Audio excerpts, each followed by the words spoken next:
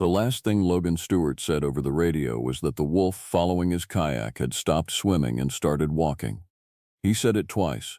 The second time he said it very quietly, the way a person speaks when he has decided that saying a thing loudly might make it real. Then the channel filled with the flat hiss of open air, and after that it filled with nothing at all. I logged the call at 4:11 in the afternoon.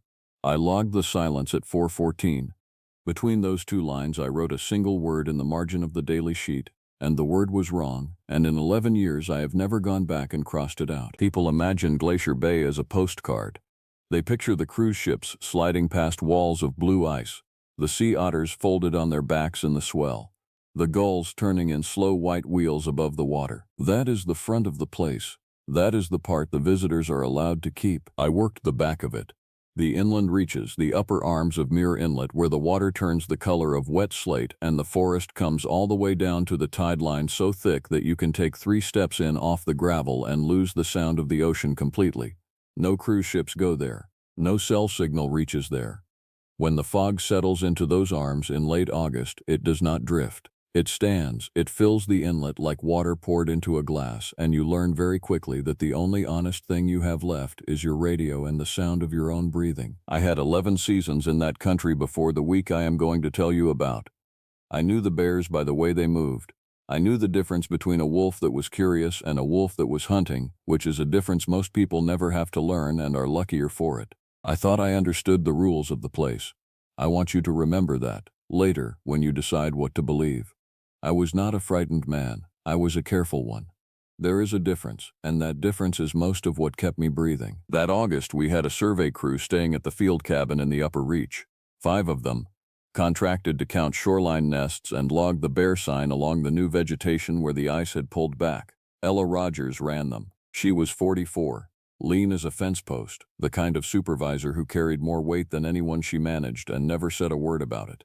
Under her she had Ethan Phillips, who was 35 and talked too much when he was nervous. Emily Evans, 38, quiet, the best set of eyes in the group.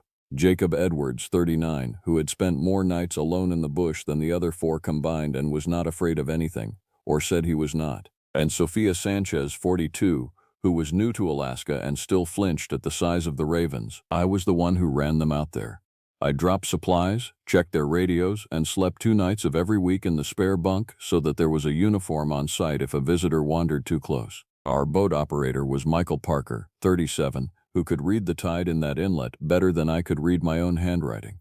Our pilot was Jackson Morris, 43, who flew the float plane in and out when the ceiling let him, which in late August was not often. And on the far end of every radio call, back at headquarters in Bartlett Cove, sat Elizabeth Collins, 40, our dispatcher, and Abigail Campbell, 36, the ranger who would later sign her name beside mine on a report that neither of us believed. That is the whole roster. I am telling you their names because they were real, and because most of them deserved better than what the fog did to them, and because I have found that the names are the only part of this I am still allowed to keep. Logan Stewart was not part of the crew. He was a permit kayaker, 41 years old, solo, experienced, the sort who has paddled the Inside Passage twice and knows enough to be confident and not quite enough to be afraid. He had a backcountry permit for the upper arm and a check-in window that he was supposed to hit twice a day.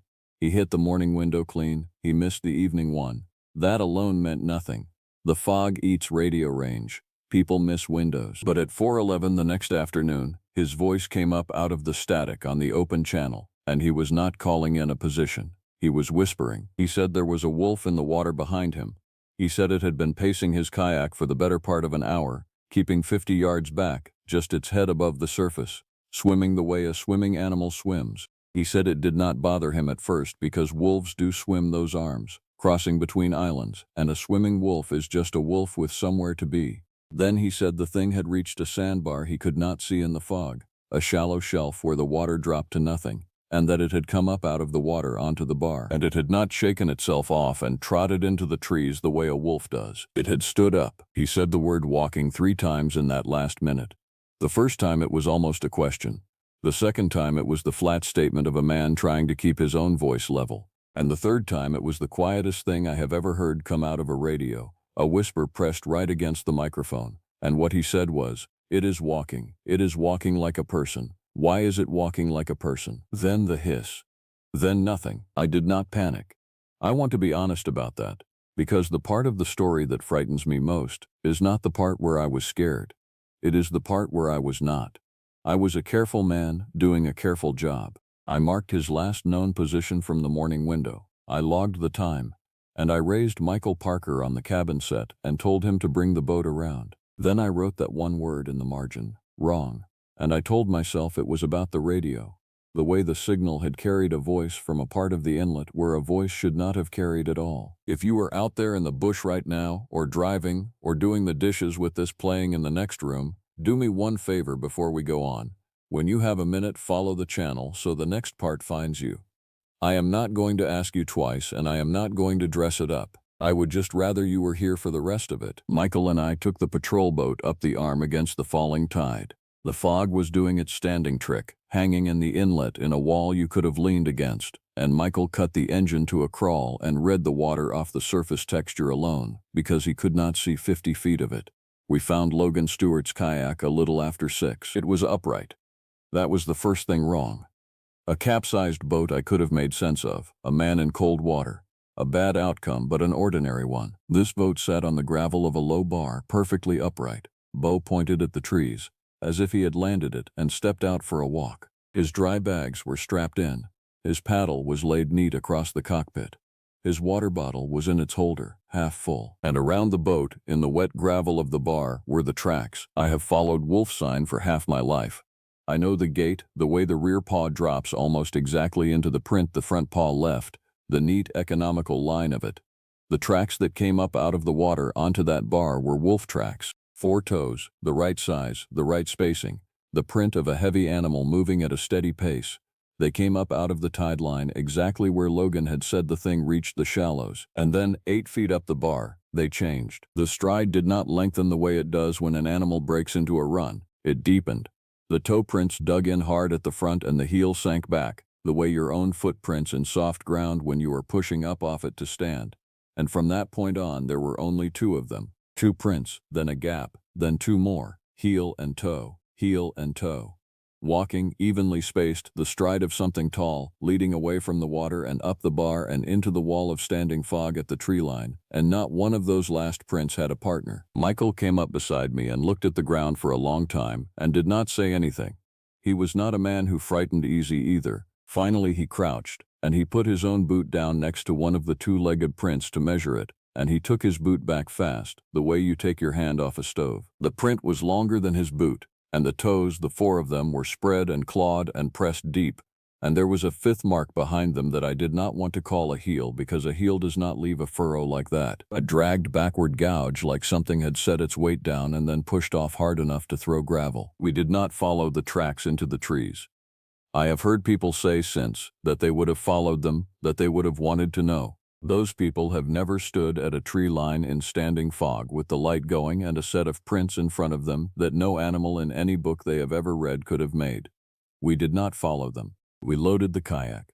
We marked the position, and we ran the boat back down the arm in the failing light with the engine wide open, and neither one of us looked at the shore. It was full on the way back that I noticed the inlet had gone silent. No gulls, no otters in the kelp, not one raven, in a place that is never without ravens. The whole upper arm had emptied of every living voice except the 2 of us and the engine, and I have thought about that quiet more than I have thought about almost anything, because the quiet is the thing I should have understood and did not, until it was far too late. We did not get Logan Stewart back that night. By the time we reached the cabin, the fog had thickened to the point that Michael would not take the boat back out and headquarters would not authorize a night search into water that no one could see. Elizabeth Collins held the line at Bartlett Cove and logged everything in her flat, steady dispatcher voice, and somewhere in that conversation the official word for what had happened to Logan became overdue, which is a soft, kind word that we use so that we do not have to use harder ones. So I stayed at the field cabin with the survey crew, 6 of us now, behind 2 walls and a wood stove, in a single-room cabin set on pilings at the head of the upper arm with the forest at its back and the slate water in front of it. I told them what we had found. I am not proud of how I told it. I left out the second set of prints. I said wolf and I said bear, and I let Ella Rogers tell her people to keep the door barred and stay off the shore until the fog lifted and the float plane could come, and I let them believe that the rules of the place still held. Jacob Edwards did not believe me. He had logged too much bear sign in his life to think a bear takes a man cleanly off an upright kayak and leaves his water bottle half full. He sat by the stove cleaning a rifle he was not supposed to have on a survey contract, and he watched me the way men watch each other when they have both decided to lie politely for the sake of the room. The first night nothing came. I want to be clear about that because it is part of how the thing worked. It did not rush us. It took its time. It learned the shape of our nights the way a careful hunter learns the shape of a herd, and the not knowing, the long, even patience of it, did more to take us apart than any single moment of violence ever could. The second night, the forest behind the cabin went quiet at full and stayed quiet. I have already told you about the silence in the inlet. This was the same silence, only it had moved. It had followed us down the arm, and it had settled into the trees behind the cabin, and at some point in the small hours I lay awake on the spare bunk and understood that I was listening to a forest that had stopped breathing. No wind in the spruce, no drip off the needles, no small animal moving in the duff. The whole wall of trees behind us had simply stopped, the way a room stops when a person who has been talking suddenly hears something and goes still. Then Sophia Sanchez, who was on the bunk nearest the back wall, said my name in a small voice and asked me to come and listen. There was a sound against the back wall of the cabin. It was very soft. It was the sound of something breathing, slow and deep and deliberate, on the other side of the planks, perhaps 4 feet from where Sophia lay. And underneath the breathing there was a second sound, a dry, patient scrape, the sound of a single claw being drawn down the wood, slowly, from the height of the eaves to the height of a standing man's chest, over and over the way a person draws a fingernail down a chalkboard when he wants the whole room to feel it. We did not open the door. We did not turn on a light, because a light would only have told it which planks we were standing behind. The 6 of us stood in the middle of that single room in the lightless cold and listened to it breathe and scrape, and Ethan Phillips started talking.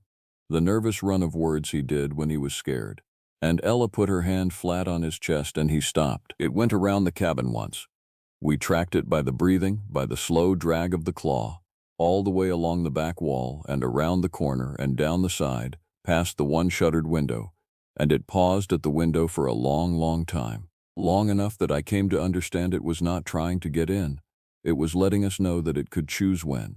Then the breathing moved on around to the front, to the door, and it stopped at the door, and the scrape stopped, and there was a silence so total that I could hear Sophia's heart or my own. I could not tell which. And then it knocked 3 times, slow, with something hard, a knuckle or a claw, against the door, at a height well above my own head, and I am not a short man. 3 even knocks, patient, almost polite, the way you knock on the door of a house where you already know everyone is home. No one moved. No one breathed. After a while, the weight came off the boards of the porch, one heavy step, and then another, and the breathing went back into the trees, and the forest stayed silent until the gray came up over the water at dawn. When there was enough light to see, Jacob Edwards opened the door against everything I told him, because he was a man who needed to look at a thing before he would believe it could hurt him. He stood in the doorway with his rifle and he looked at the porch and the mud at the foot of the steps, and he went very still, and he said, in a voice I had not heard him use before, that I should come and look. In the mud at the bottom of the steps was a single print, 2-legged, 4 toes spread and clawed, that dragged furrow behind it, and it was facing the door. It had stood at the bottom of our steps in the night, facing the door, on 2 legs, at a height that put its head level with the top of the frame, and it had knocked. And then it had walked away on 2 feet into the trees, and the stride between its prints was longer than any man's stride has any right to be. I got on the radio to Elizabeth Collins at first light, and I told her, finally, all of it. The second set of prints from the kayak, the breathing, the knock. I told her in plain words that I did not believe a bear was doing this, and that I wanted the crew out that day by air before another full came. There was a pause on the line, the kind of pause a person takes when they are deciding how to write down something that cannot be written down, and then Elizabeth said, in her flat, steady voice, that she would push Jackson Morris to fly the moment the ceiling lifted, and that until then we should stay inside and stay together. The ceiling did not lift. The fog stood in the arm all day like it was being held there on purpose. Jackson Morris radioed twice, once at noon and once at 3, and both times he said the same thing, that he could not see the water to land on it, that putting a float plane down blind into that arm was a way to make 6 deaths into 7. He was right, I told him so. I have wondered since whether being right is a thing he is grateful for. There was one other thing that happened during the daylight hours of that second day, and I have left it for last because it is the part the others would not let me put in the report, and the part one least understand. A little after 2 in the afternoon, with the fog hung in the arm and the 5 of us inside the barred cabin, a voice called to us from the trees. It was a man's voice. It was calling for help. It came from the tree line behind the cabin, perhaps 30 yards back in the gray, and it called out that it was hurt, that it had fallen, that it could not feel its legs and needed someone to come. And the voice it used was Jacob Edwards's voice. The exact pitch of it, the flat, unhurried weight of a man who had spent too many nights alone in the bush.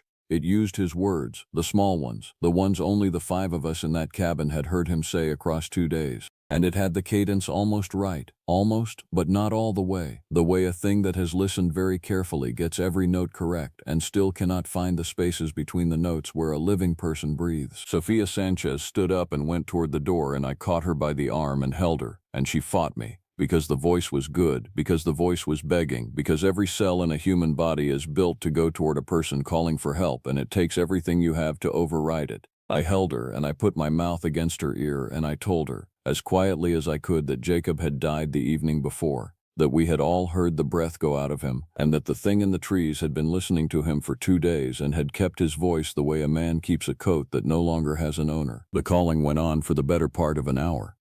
It moved from one side of the cabin to the other. Toward the end, it stopped sounding like begging and started sounding like patience, the same long, even patience of the knock and the scrape, and when it finally stopped, the silence that came after it was the worst silence of the whole week, because in that silence I understood that the thing was not only strong and not only fast, it was clever. It had taken Jacob, and then it had worn him, and it had come back to the door wearing the dead man's voice to see if we were foolish enough to open up. We were not. But it would keep the voice, it would add hours to the collection when its turn came. That was the promise underneath the calling, and we all heard it, and none of us said it out loud. And while we waited, the crew began to come apart, not all at once, but in the small ways that fear takes people. Ethan could not stop talking. Sophia could not stop watching the back wall. Emily Evans went the other way and stopped talking at all, and sat by the stove with her knees drawn up, and I think Emily understood before any of the rest of us did exactly what kind of thing was outside, because Emily had the best eyes, and at some point in the afternoon she had gone to the shuttered window and put her eye to the gap in the planks, and she had seen it standing in the tree line, and she never told us what she saw, and she never spoke again above a whisper. Jacob Edwards decided, around 4 in the afternoon, that he was not going to sit in a box and wait for it. He said the boat was tied off 200 yards down the shore at the float, and that he could be there and back in 10 minutes, and that if he started the engine and brought it up to the cabin, we would have a way out that did not depend on a pilot or a sky. Ella told him no. I told him no. He was a man who had spent more nights alone in the bush than all of us, and he looked at me with something that was almost pity, and he said that he had never once in those nights met a thing he could not walk away from. And he took his rifle, and he opened the door, and he stepped out into the standing fog, and the gray closed around him in 4 steps, and we never saw him alive again. We heard it, though.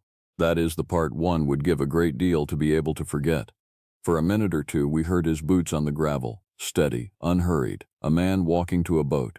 And then the boots stopped, and the silence came down over the shore like a lid set on a pot, and it held, for the length of 3 or 4 breaths, the longest breaths of my life. And then, from somewhere out in that gray, not from where Jacob had gone, but from a little to the side of it, the way a thing has stepped wide to come at something from the flank, there was a single sound.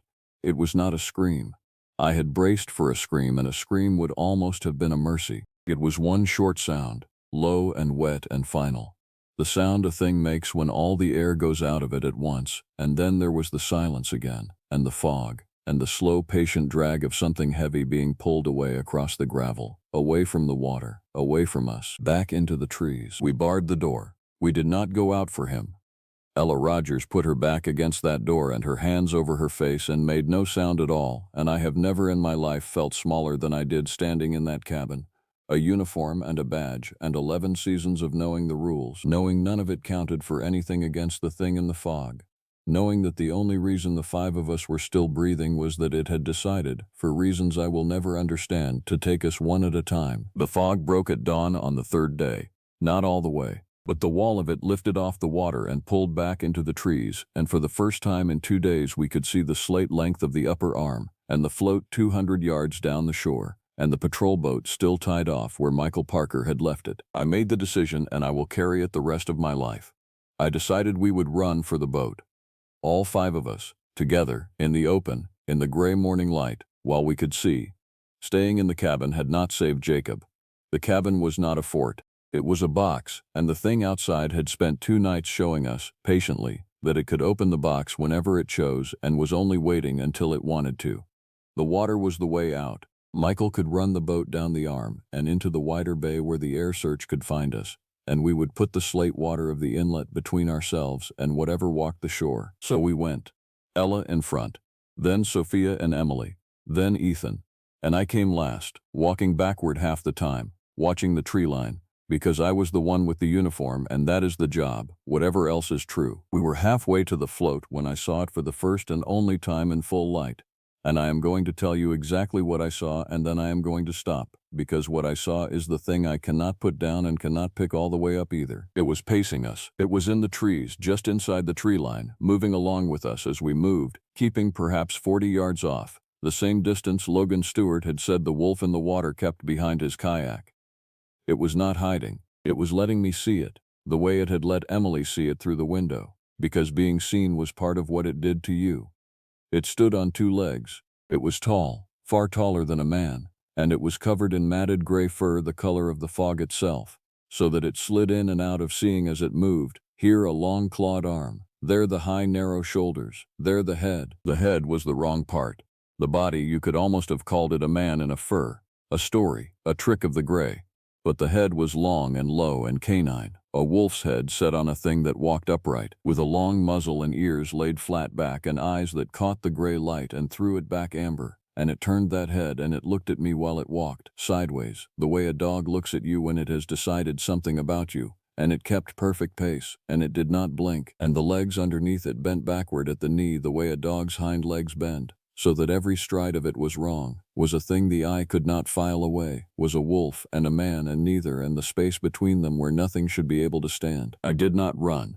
I want you to understand why, because it is the only piece of advice in this whole story that ever did anyone any good. I did not run because the moment I saw the way it watched me, I understood that running was the thing it was waiting for. It was a predator, and it was built for the chase, and the chase was the part it wanted. So I kept walking. I kept the crew walking, slow and even, no faster than before, and I held its amber eye when it turned to look at me, and I did not give it the running. And for 200 slow yards down that shore it paced us and watched us and did not close the distance because we did not give it the one thing it had come down to the water to take. Ethan Phillips broke at the float. I do not blame him. We were close, the boat was right there, Michael had the line in his hand, and Ethan saw the thing turn its head toward him and he could not hold it any longer and he ran the last 20 feet for the boat. And it came. I have never seen a living thing move the way it moved when it finally came. It dropped forward off its 2 legs onto 4 and it crossed 40 yards of tree line and gravel in a span of time that I cannot make sense of even now. And the wrongness of it running on all 4s after walking upright was the single worst thing my eyes have ever had to take in. But Ethan had given us the half-second we needed. We were in the boat.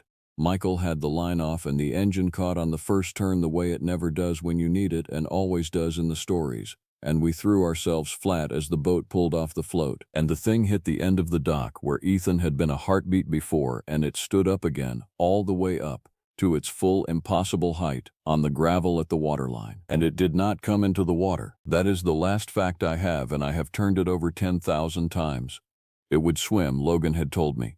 It had paced his kayak through the water for an hour, but standing on that shore with the 5 of us pulling away, with the slate water opening up between us, it stopped at the waterline, and it stood, and it watched us go, and it threw its head back, and it made the sound. I told you at the very start that there is a sound a wolf cannot make. This was the sound. It was not a howl I could have lived with. It rose and it broke, and at the top of it, just for a moment, there was a register in it that was not animal at all, a thing underneath the howl that was almost a voice, almost a word, and I have spent 11 years since trying to convince myself I did not hear in it the shape of Logan Stewart whispering, walking, walking. The way you might hear your own name in a dream and failing every single time to convince myself of anything at all. We made the wider bay.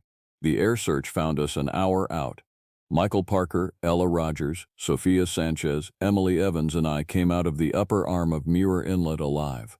Logan Stewart, 41, and Jacob Edwards, 39, did not. The report that Abigail Campbell and I signed says brown bear. It says predatory encounter, 2 fatalities, remains not recovered, area closed pending investigation. I wrote most of it, I chose the words, I made it small and ordinary and true enough on paper, and Abigail read it and looked at me for a long moment and signed her name under mine, and neither of us said the thing we both knew, which is that a brown bear does not knock on a door 3 times above the height of a man, and does not pace a boat for an hour with its head out of the water, and does not stand at a waterline and make a sound with a word inside it. The upper arm of Muir Inlet is closed now. There is a permit line in the system that flags it. If you apply to kayak that arm, your application is denied, and the reason given is bear activity, and that reason is a lie I wrote, and it is the most useful lie I have ever told, because it keeps people out of the water that the thing on that shore considers its own. I left the back country 2 seasons after that week. I work the front of the park now, the part that is a postcard, the cruise ships and the otters and the gulls. I am told I am good at it. Visitors like me. I point out the blue ice and I tell them where the bears feed, and I never, ever take the radio call that comes up out of the static on the open channel in a whisper, the one the new rangers learn to route to someone else, because every few seasons one still does come, a paddler in the upper arms, a voice pressed too close to the microphone, describing an animal in the water that is keeping pace and not quite bothering them, until the moment it reaches a shallow they cannot see, and stands up. I do not answer those calls anymore, but I do still hear that sound, in the gray hour before dawn, in the back of every howl that drifts down off the high country, the register underneath the register, the word inside the howl. And on the nights I hear it, I get up, and I check that my door is barred, and I do not turn on a light, because a light only tells it which planks you are standing behind. Some things you do not get to stop knowing. You only get to decide how carefully you live with them.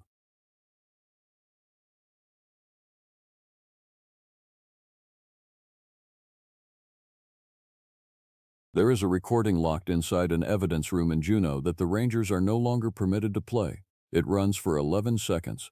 For the first 9, you hear a man breathing into a radio so fast that the words come apart in his mouth. For the last 2 seconds, you hear something breathe back, slow and wet and far too close, and then the channel collapses into static. I know exactly what made that sound, because I was the one who keyed the radio and answered the call. I have spent 3 winters since then trying to convince myself that I imagined the rest of that night. I have failed every single time. If the kind of story that lives at the edge of the map is the kind that keeps you awake long after the screen goes black, then stay close to this channel, because I have a great many of them now, and not one of them ends the way you would want it to. Glacier Bay does not have roads. People forget that. They look at a map, they see the green shading and the words National Park, and their minds fill the rest in with parking lots and gift shops and a paved loop you can drive in an afternoon with the windows down. There is none of that here. There is the lodge at Bartlett Cove. There is the water, and then there is 3.25 million acres of fjord and rainforest and tidewater ice that does not care whether you live or die. The only way in is by boat or by float plane, and the only way out, when something goes wrong, is the same. I had been the backcountry ranger for the Upper Bay for 6 seasons by the night the call came in. I knew the inlets the way other people know the streets of their hometown. I knew which beaches you could land a skiff on at low tide and which ones would strand you.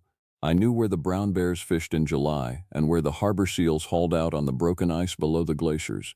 I thought that knowing a place that well meant the place could not surprise me anymore. That was the first mistake, and it was mine. The call reached the station at 20 minutes past 9 on an August evening, which this far north still held a thin gray light that refused to fully die. A woman named Abigail Campbell had paddled into Bartlett Cove alone, hours behind schedule, hypothermic and barely able to speak. She and her partner, a man named Ethan Phillips, had launched 2 kayaks 4 days earlier on a permitted route up into the West Arm near the Reed Glacier. They were both 35 and 36, both strong paddlers, both the kind of people who laminated their tide charts and double-bagged their food. They were not careless. That detail matters. Hold on to it. Abigail Campbell told the first responding ranger that on the 3rd night, camped on a gravel spit a few miles below the glacier, Ethan had walked out to the tree line at dusk to hang the bear canister. He never came back. She said she had called for him until her voice gave out. She said she had waited the whole next day, and that something had circled the camp through the second night, something that did not move like a bear and did not move like a man. When they pressed her for more, she stopped talking. She just stared at the floor of the office and held a paper cup of cocoa that she never once lifted to her mouth. By regulation, a missing person in the backcountry triggers an immediate response. I was the closest ranger with the most relevant terrain knowledge, so the duty officer woke me, and within the hour I was loading the patrol skiff in the murk at the foot of the dock. The light had gone the color of old pewter. The water lay flat and oily and silent. I remember standing there with the throttle in my hand and feeling, for no reason I could have named at the time, that I did not want to go up that arm. I had never felt that before. Glacier Bay had always been the one place in the world where I felt entirely at home. That night, for the first time, it felt like a mouth. I went anyway. That is the job. The run north took the better part of 2 hours. The bow slicing a clean black wake through water so still it held the reflection of the peaks like a second world hung upside down beneath me. Floating ice ticked and groaned against the hull, and twice I throttled down to thread between bergs the size of cabins, their undersides glowing a sick electric blue in the beam of my spotlight. There was no wind. There is almost never an absence of wind on a tidewater glacier, because the cold air pours off the ice in a constant exhale. But that night the whole upper bay was holding its breath, and I felt the wrongness of it settle into the back of my neck and stay there. I reached the gravel spit a little after midnight. Abigail Campbell had given good coordinates. I saw their camp from a quarter-mile out. 2 tents pitched above the high tide line. One of them collapsed and dragging in a breeze that should have been there and was not. I want to say something here about the run north, because it is where the unease first stopped being a feeling and started being a fact. 20 miles of fjord in the gray midnight alone is enough time for a mind to talk itself out of almost anything, and I tried. I told myself Abigail Campbell was hypothermic and frightened, and that frightened people see shapes in the gloom. I told myself a bear had come into the camp, that Ethan Phillips had wandered off and broken an ankle on the rocks and was waiting somewhere out of the wind for the sound of an engine. These are the stories a ranger tells himself, because they are usually true, because in 6 seasons every single missing person I had ever gone after had turned out to be cold and embarrassed and entirely alive. The stories did not hold that night. The further up the arm I ran, the wronger the water felt, and by the time I cut the engine and let the bow grind onto the gravel, I had stopped telling myself stories at all. I cut the engine and let the skiff glide onto the gravel, and the crunch of the hull against the stones was the loudest sound in the entire world. That was when I noticed the silence had a shape. No gulls, no ravens, and there are always ravens. No splash of seals, no slap of a fish, no rustle of the alder thicket at the back of the beach. The glacier 2 miles up the inlet calved a slab of ice into the sea while I stood there, and the boom of it rolled down the fjord and broke over me like thunder, and even that enormous sound seemed to vanish the instant it touched the trees, as though the forest were swallowing it whole. I have worked in true wilderness my entire adult life. I had never once heard a quiet like that. It was not the absence of noise, it was the absence of anything that wanted to make noise. I keyed my radio to check in with the station and got nothing but a hiss.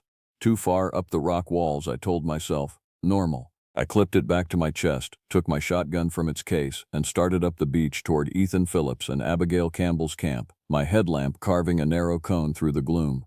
Behind me the skiff rocked once against the gravel, though there was no wake and no wind to move it. I did not turn around.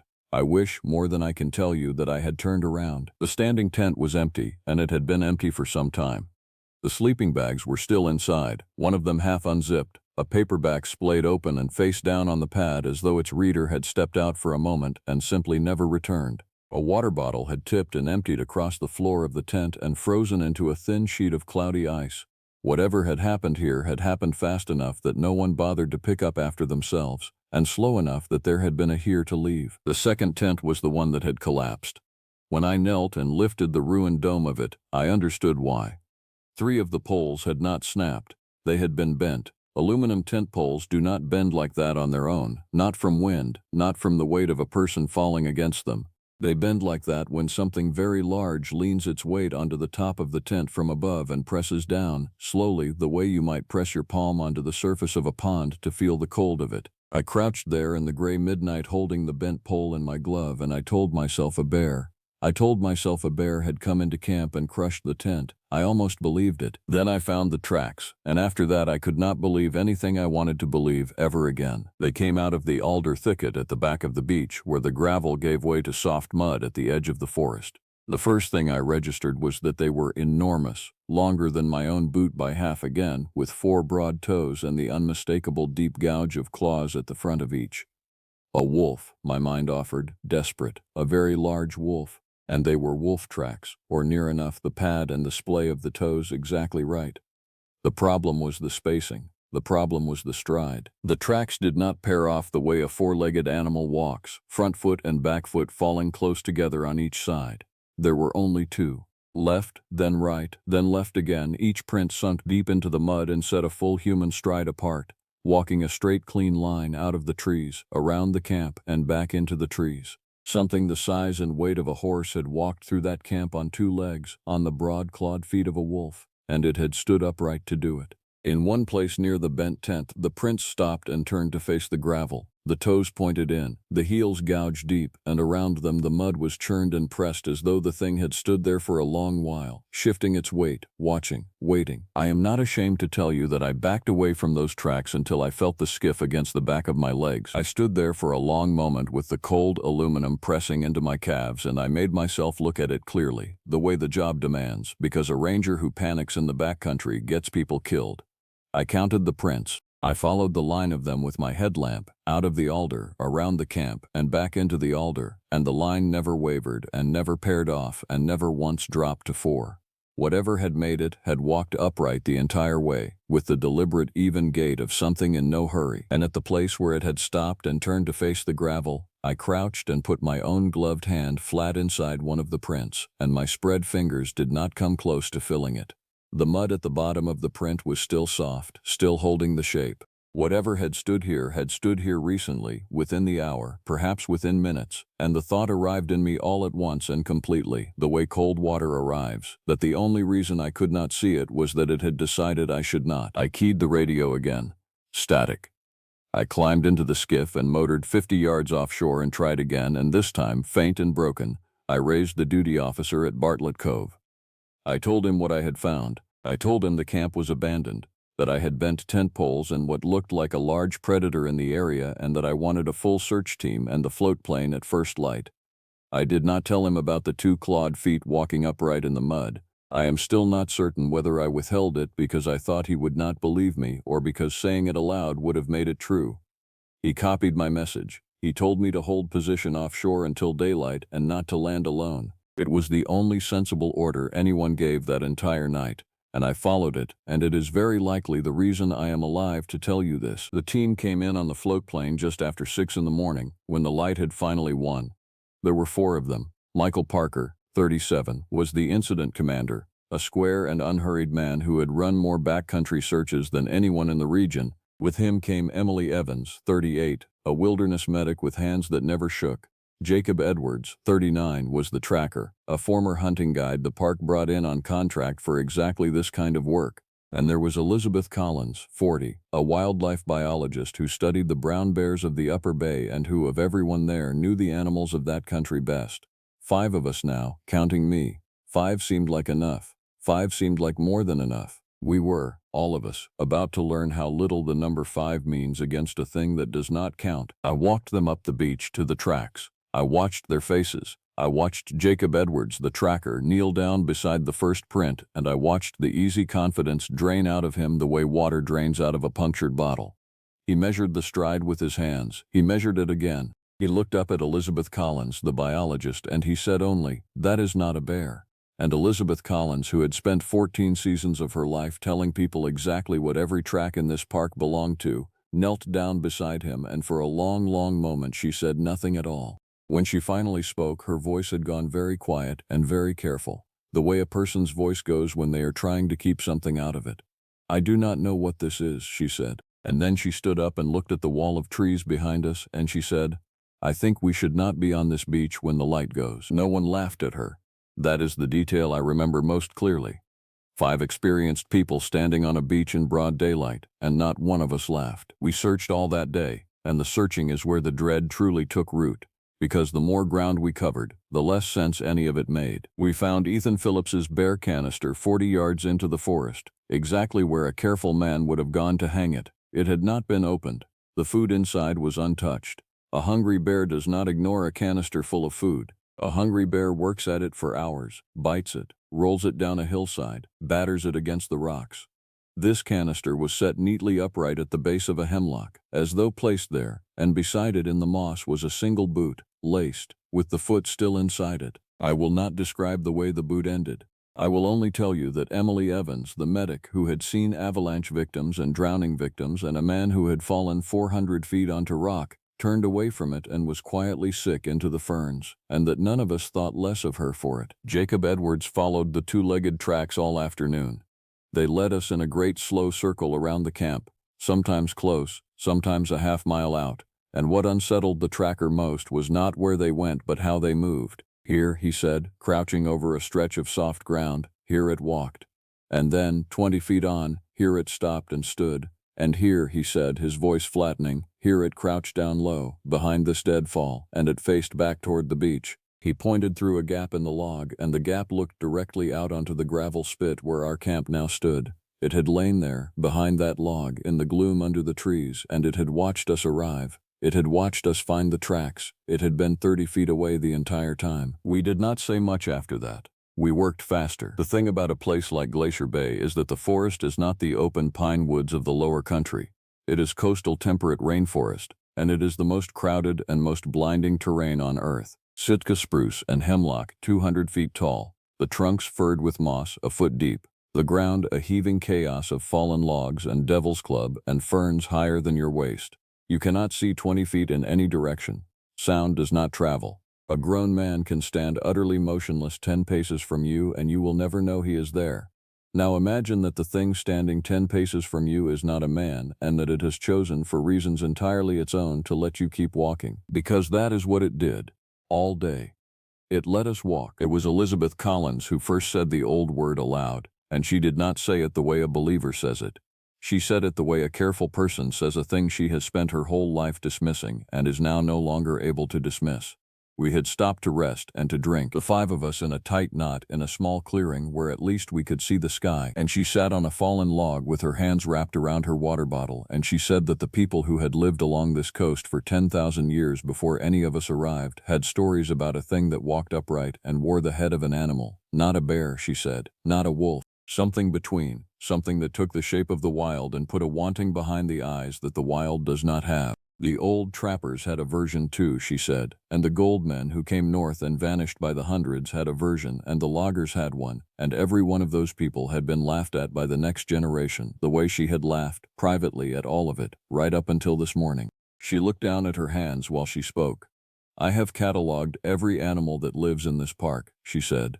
I know their teeth and their tracks and their droppings and their bones, and I am telling you that what walked through that camp last night is not in any catalogue. And the only people who ever wrote it down were the people we decided not to believe. Michael Parker told her, gently this time, that it did not matter what we called it. A thing did not have to have a name to be tracked, and it did not have to be in a book to be shot. He was trying to give us something solid to hold, and I respected him for it, and I think even then he knew it was not true. Some things are exactly as dangerous as their names suggest. We simply did not have the name yet. We pressed on. And all afternoon the feeling Elizabeth Collins had named earlier only deepened, the certainty that we were not the ones doing the searching. Twice the tracker found places where the two-legged prints crossed our own outbound trail, set down on top of our boot marks, which meant the thing had walked the exact path we had walked, behind us, in the short time it took us to loop back around. It was studying the way we moved. It was learning us.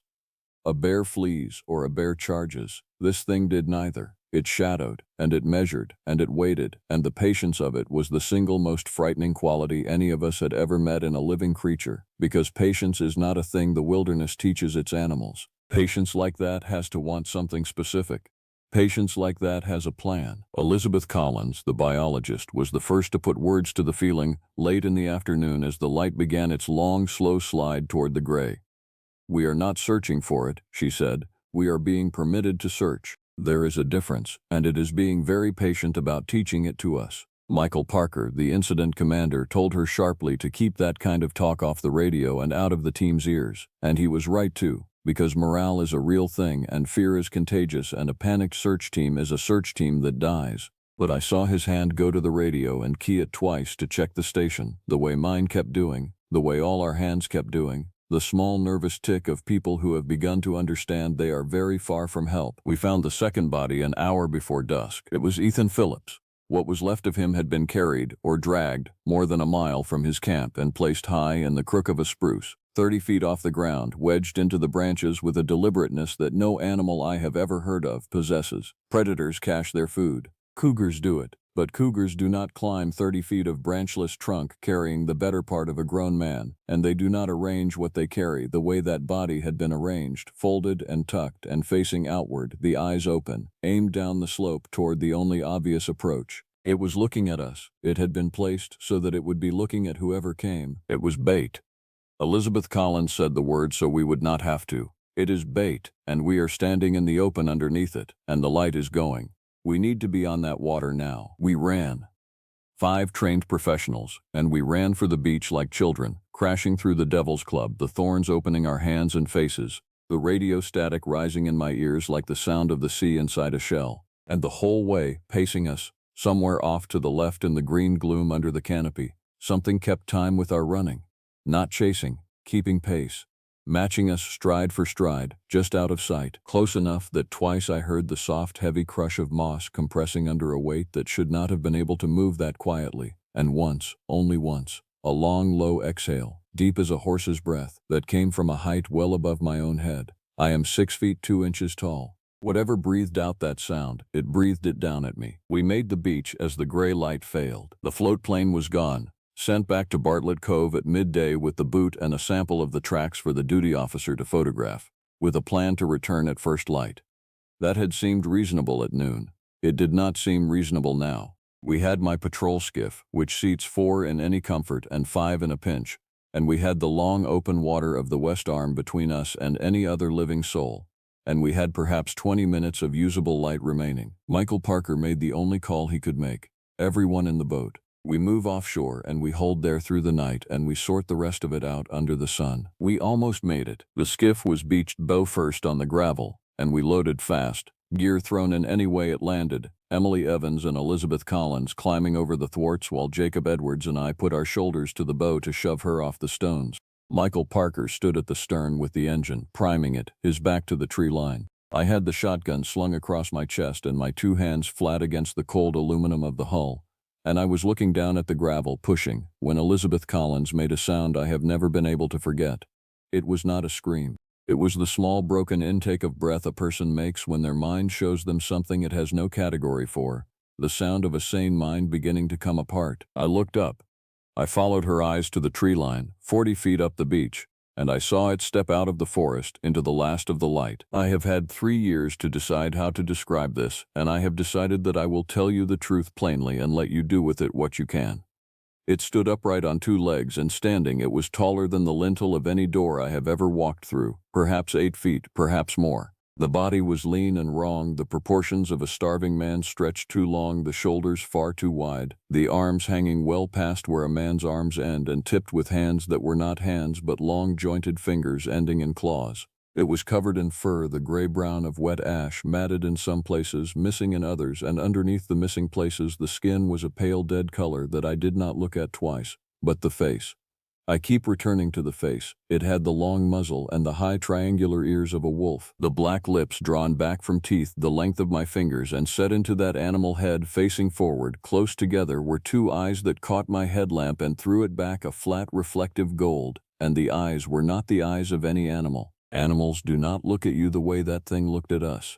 There was a patience in it. There was something that understood exactly what it was doing to us, and was in no hurry at all, and was in whatever way a thing like that can be, enjoying it. It tilted its head.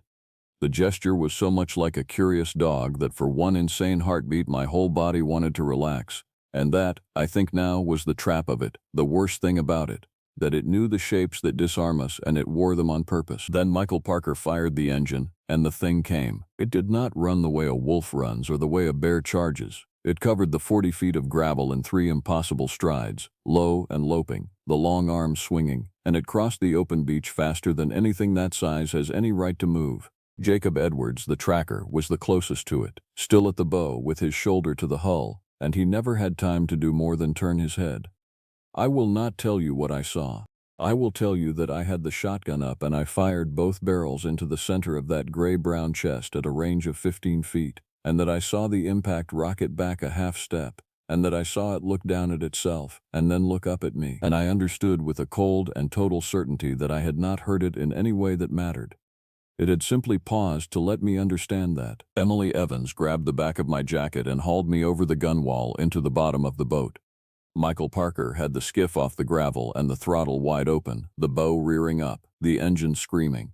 The thing came after us into the water, 3 great wading strides into the shallows, and one of those long clawed hands closed on the stern, and the entire boat slewed sideways and nearly went over, water pouring over the low side, 4 of us screaming, Elizabeth Collins bailing with her bare hands. And then we were past the reach of it, the propeller biting deep water, and it stopped, chest deep in the freezing sea, and it watched us pull away. It did not roar. It did not howl. That was somehow the worst of it. It simply stood in the water, in the dying light, and watched, perfectly still, until the gloom and the distance took it. I have replayed those few seconds more times than I have replayed anything in my life, and the detail that has never let go of me is not the size of it, or the teeth, or the long clawed hands.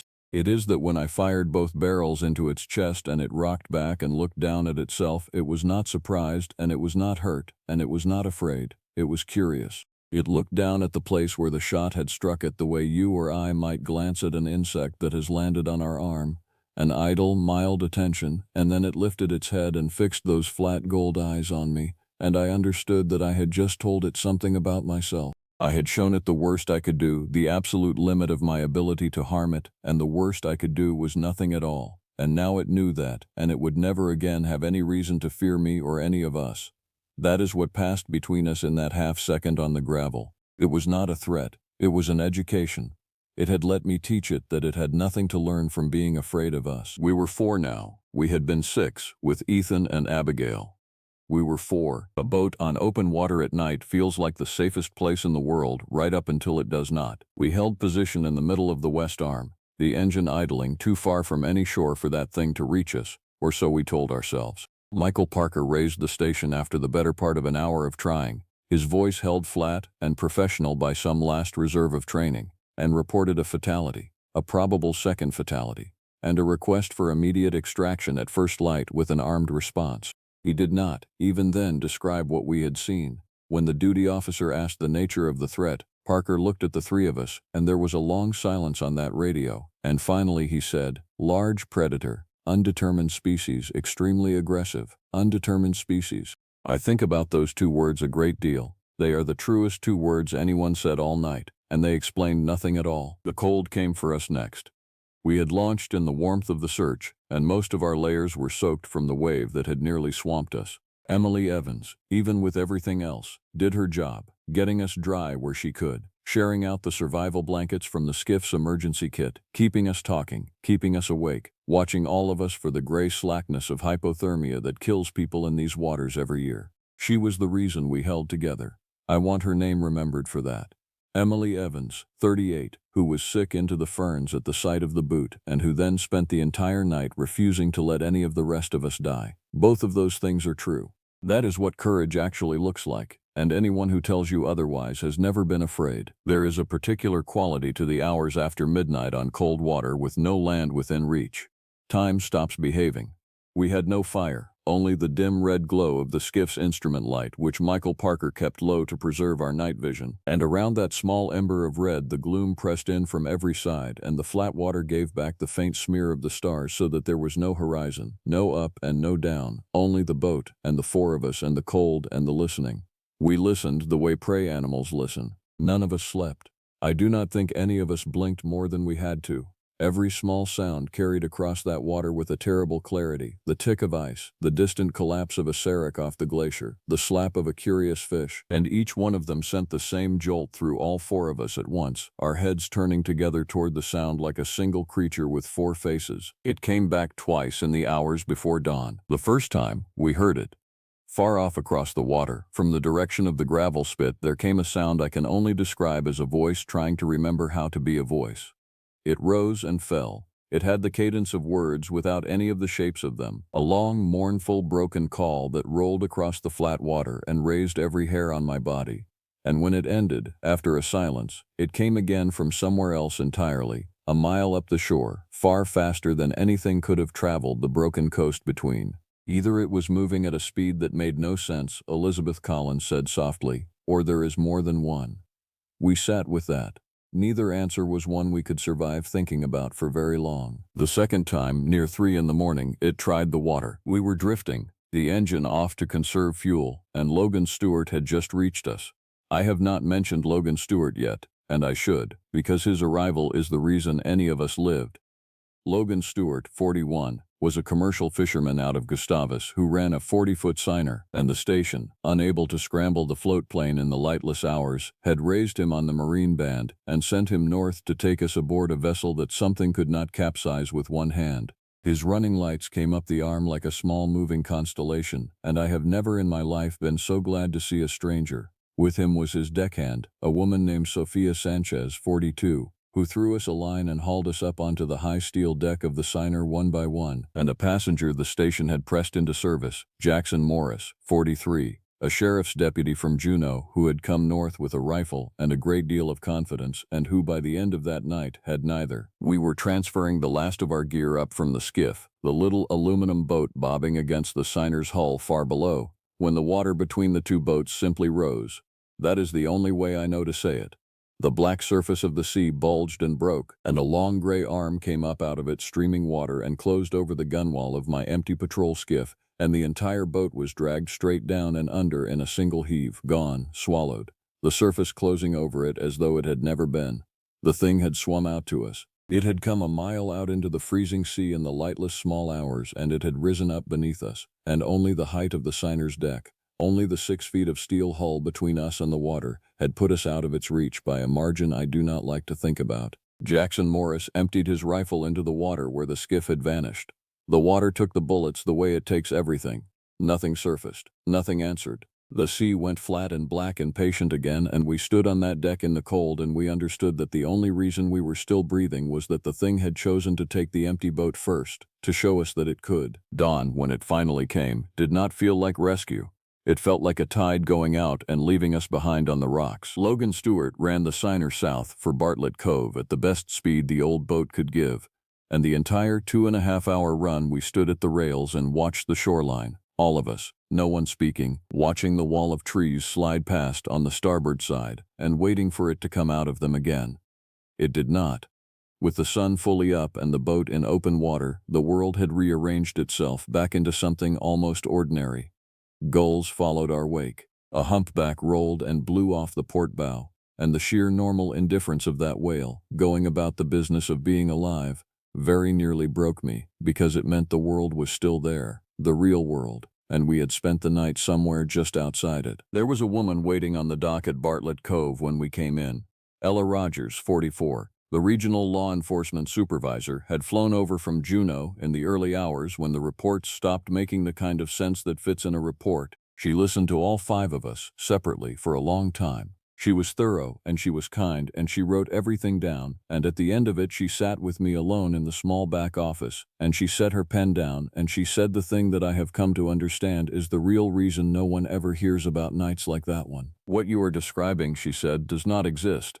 And because it does not exist, there is no box on any form for it, and no procedure for it, and no charge to file, and no agency to call. There is a missing kayaker, and there is a confirmed fatality, and there is a probable bear, because bear is the only word the paperwork has. She was not threatening me. I want to be clear about that. She was telling me the truth about how the world handles the things it cannot afford to believe. It files them under bear. It closes the west arm to backcountry travel for a season, citing aggressive wildlife, and it reopens it the next, and the visitors come and they paddle those same waters and they camp on those same gravel spits and they never know, and that, she said, is mercy. Let them not know. I have thought about that word, mercy, in all the seasons since, and I have decided she was right, though not in the way she meant it. It is not mercy for the visitors. The visitors would be safer if they knew, if they stayed off the upper water after the light goes, if they understood that there is one place in this park where being careful and laminating your tide chart and double bagging your food will not save you.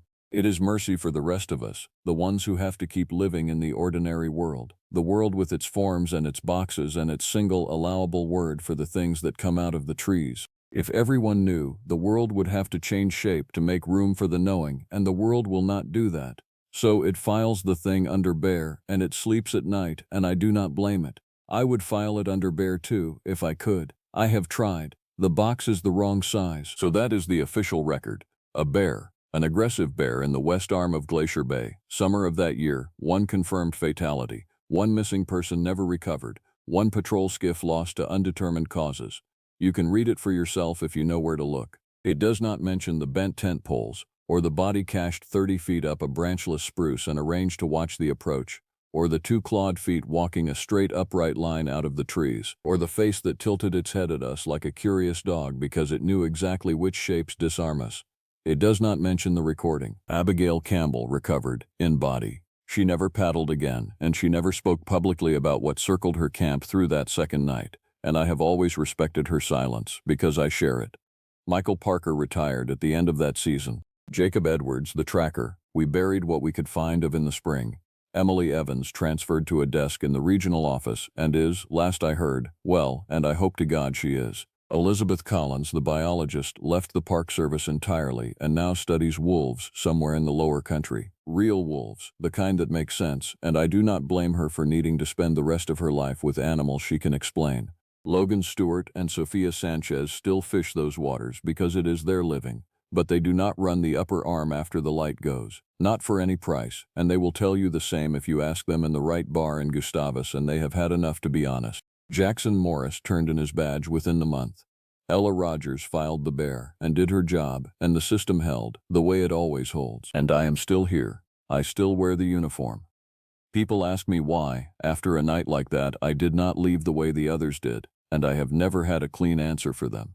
The truth, the only truth I have, is this: 3.25 million acres of fjord and ice and rainforest, and the thing that is in it does not care whether you live or die, but it is patient, and it is watching, and it has shown me that it understands exactly what we are. Somebody who knows that needs to be the one standing on the dock when the next boat goes up the west arm. Somebody who knows needs to be the one who tells them, casually, with a smile, to be off the water before the light goes. They will think I am being careful about the weather. That is fine. Let them think that, because the 11-second recording is still in the evidence room in Juneau, and no one is allowed to play it anymore, and I am the only one left who answered that call, and I know what breathed back across that channel in the last 2 seconds before the static took it. I have spent 3 winters trying to convince myself I imagined the rest of that night. I have failed every single time, and on the still nights, the windless ones, when the upper bay holds its breath and even the ravens go quiet, I stand at the end of the dock at Bartlett Cove and I look north up the dim water toward the ice, and I have the cold and certain feeling that somewhere up there in the green gloom under the canopy, something tilts its head and remembers my face and is in no hurry at all. It can afford to wait.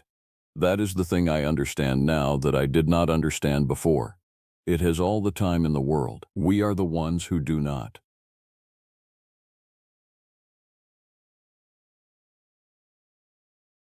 There is a recording on my phone that I have never let another living soul hear. It is 41 seconds long. For the first 30 of those seconds there is only wind and the small electric hiss of a cheap microphone trying to make sense of the cold.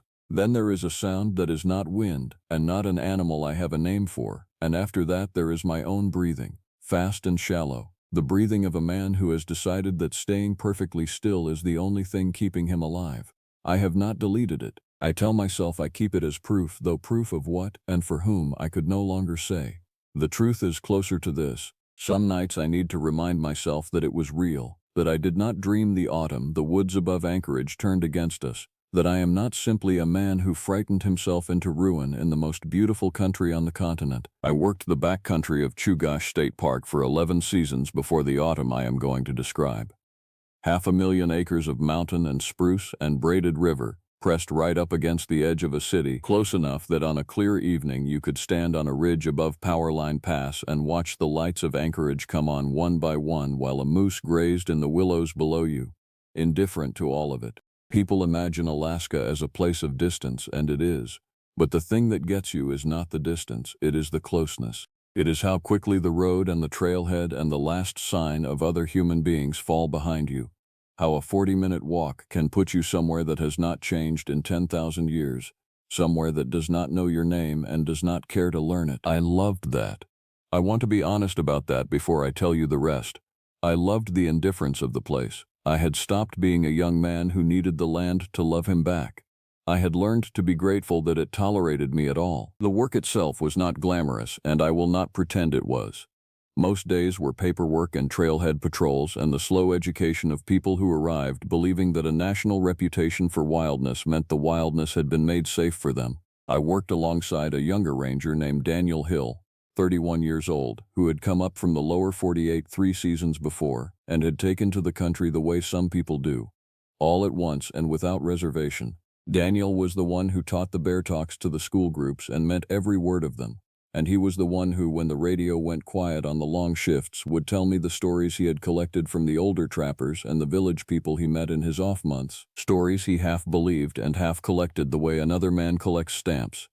I used to tease him for it. I used to tell him that the country did not need our myths, that it was strange enough without them. I would give a great deal to be able to walk back into that station and unsay that to him. We kept a rhythm up there that I can still feel in my body if I close my eyes.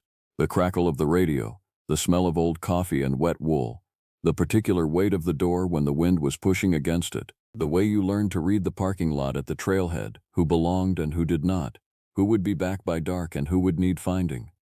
We were good at our work, Daniel and I, and being good at it had taught us a kind of confidence that I now understand was a thin and brittle thing, a confidence built entirely on the assumption that everything we would ever face was something a competent person with a radio and a map could face down. We had never once been wrong about that. That was the trouble. We had never once been wrong, and so we had never learned what it felt like to be wrong about the thing that matters most. The season had been ordinary into the second week of September. We had the usual run of turned ankles and dehydrated tourists who underestimated the South Fork Trail, one Bear Bluff charge that ended with nobody hurt and a very loud story for somebody to tell at dinner. The leaves had gone gold along the lower slopes and the light had begun its long slide toward winter, 14 minutes shorter every day. The kind of arithmetic that sits in the back of your skull up here whether you want it to or not.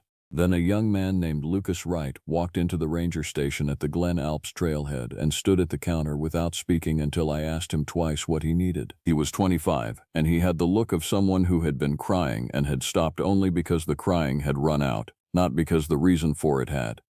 He told me he had been camped 2 nights up near the head of the valley with 3 friends. He told me they had heard something the first night that they decided was a bear, and something the second night that they could not decide anything about at all, and that when they broke camp at first light one of their tents was open and his friend was not in it and not anywhere. Her pack was there, her boots were there, set neatly side by side the way she always left them.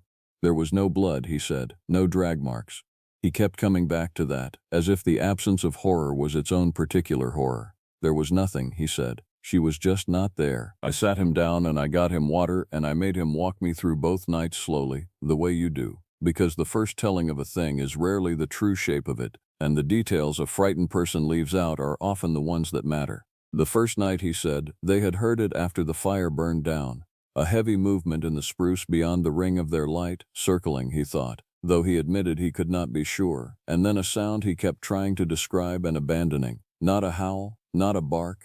He settled finally on the word talking, and then looked ashamed of himself for saying it, and I told him to go on. They had told each other it was a bear, and they had banged a pot and shouted, the way you are supposed to, and the movement had stopped, and they had not slept much, but they had slept. The second night, he said, it did not circle, it stood. Somewhere out past the firelight there had been something standing and watching them for what felt like hours, and none of them said so to the others until morning, when they discovered that each of them had lain awake feeling exactly the same thing and saying nothing, each of them not wanting to be the one who frightened the rest. And in the morning Charlotte was gone, and her boots were side by side, and the cold had a quality to it, he said, that he had never felt before and could not put words to, a watching quality, as if the absence of her had a shape that was still in the camp with them. The friend was named Charlotte Baker. She was 28 years old. By the time Lucas reached me, she had been missing for somewhere between 9 and 13 hours, and a person can cover a great deal of dangerous ground in that long, or fall a great distance, or simply sit down in the cold and stop. We do not assume the worst in the first hours. We assume someone got turned around in fog, or pushed too hard, or wandered off to relieve themselves and rolled an ankle out of sight. That is what I told Lucas, and I believed it, and I want you to understand that I believed it because the alternative had not yet been offered to me. I had no framework for what was coming. None of us did. We were rangers and troopers and volunteers, practical people with radios and grid maps, and the thing waiting for us up that valley did not belong to our world of grid maps at all. I called it in. Within 2 hours we had the beginning of a search organized out of the Glen Alps lot, and by mid-afternoon we had boots moving up the valley in a coordinated sweep, and I was one of those boots, and I had no idea that I was walking into the worst thing that would ever happen to me, and that I would spend the rest of my life walking back out of it and never quite arriving. We found the campsite easily enough. Lucas had marked it well, and the valley funnels you toward its head, so there are only so many places a person would pitch a tent. It was a good site, flat and dry, sheltered from the wind by a shoulder of rock, with a clean line of sight down the drainage. Whoever had chosen it knew what they were doing. That detail mattered to me later. These were not careless people. They had not wandered off the trail and starved. They had done everything right, and it had not been enough. Charlotte's tent was exactly as Lucas had described it. The flap was open and folded back, not torn, not clawed, simply opened, the way you would open it yourself if you were stepping out for a moment and meant to come back. Her sleeping bag was unzipped and turned down. Her boots stood at the foot of the tent, laces tucked inside, and beside them a pair of camp sandals she had clearly not had time to put on. A woman does not walk away into a sub-freezing Alaskan night in her sock feet. She does not do it willingly. That was the first cold finger laid against the back of my neck, and I remember turning away from the tent so that the trooper beside me, a steady woman named Mia Scott, would not see my face change. Mia was 26 and newer to the country than I was, but she had good instincts, and she had already found the thing I had been trying not to look for. She called me over to the soft ground near the creek, a fan of silt where the bank had slumped, and she crouched over it without touching it and said only, "Look at this and tell me what you see." What I saw was a track. It was canine in the way that a wolf is canine. The 4 toes, the claw marks set forward of the pads, but it was too large by half for any wolf I had ever cut sign on, and that was not the part that made my mouth go dry. The part that made my mouth go dry was the stride. The tracks did not run in the loping, 4-footed register of a wolf or a coyote. They came in pairs, left and right, the way a man walks, heel and toe. The depth at the rear of each print was greater than at the front, the way weight settles when a body is upright and bearing down through the back of a foot. I have cut sign on this country for more than a decade. I have followed wolves and bears and lynx and wolverine. I had never seen anything walk like that, because nothing in that country is supposed to. Mia looked up at me and waited, and I did the thing I am least proud of in this entire account. I said it was probably 2 sets of tracks overlapping, a wolf and a person, laid down at different times and confused by the slump of the bank.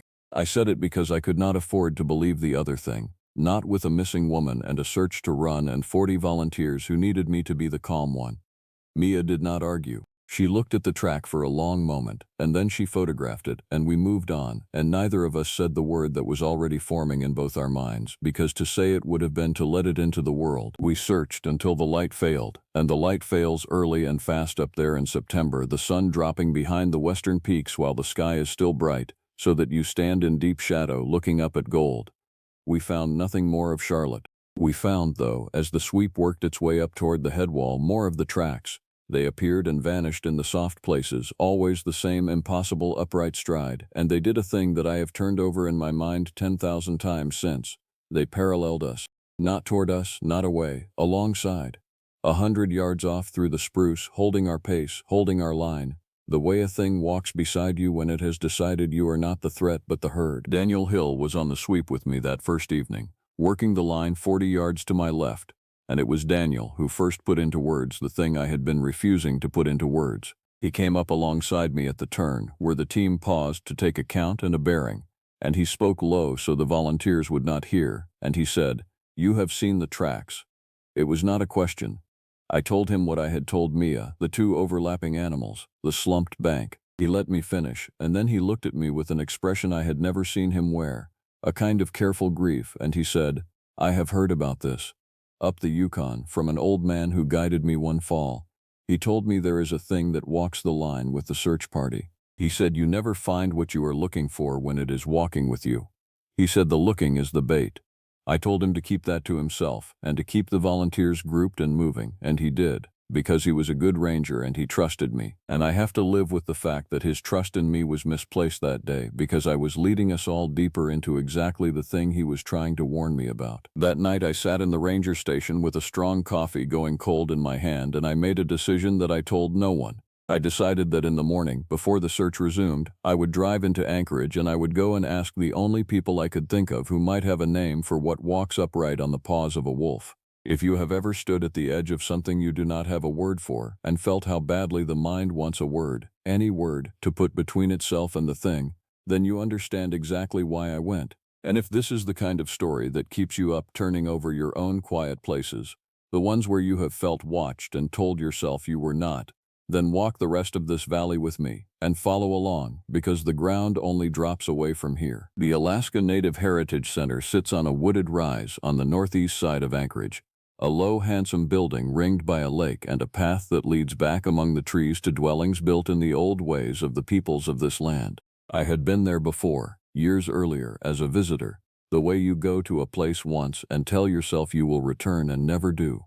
I went that morning not as a visitor but as a man looking for help he could not name, and I must have worn it on my face, because the woman at the desk took one look at me and stopped asking the questions you ask a tourist. Her name was Evelyn Turner. She was 34, a cultural interpreter at the center, and she had grown up partly in Anchorage and partly in a village on the Yukon that she named and that I will not repeat here because she asked me later not to. I told her I was a ranger out of Chugach. I told her carefully about the missing woman, which was already in the morning news and was not a secret, and then I told her about the tracks, and I watched her face, and her face did the thing that finished what the silt by the creek had started. She did not look at me as though I were a frightened man imagining things. She looked at me as though I had said a word she had been raised her whole life to be careful around. She did not answer me right away.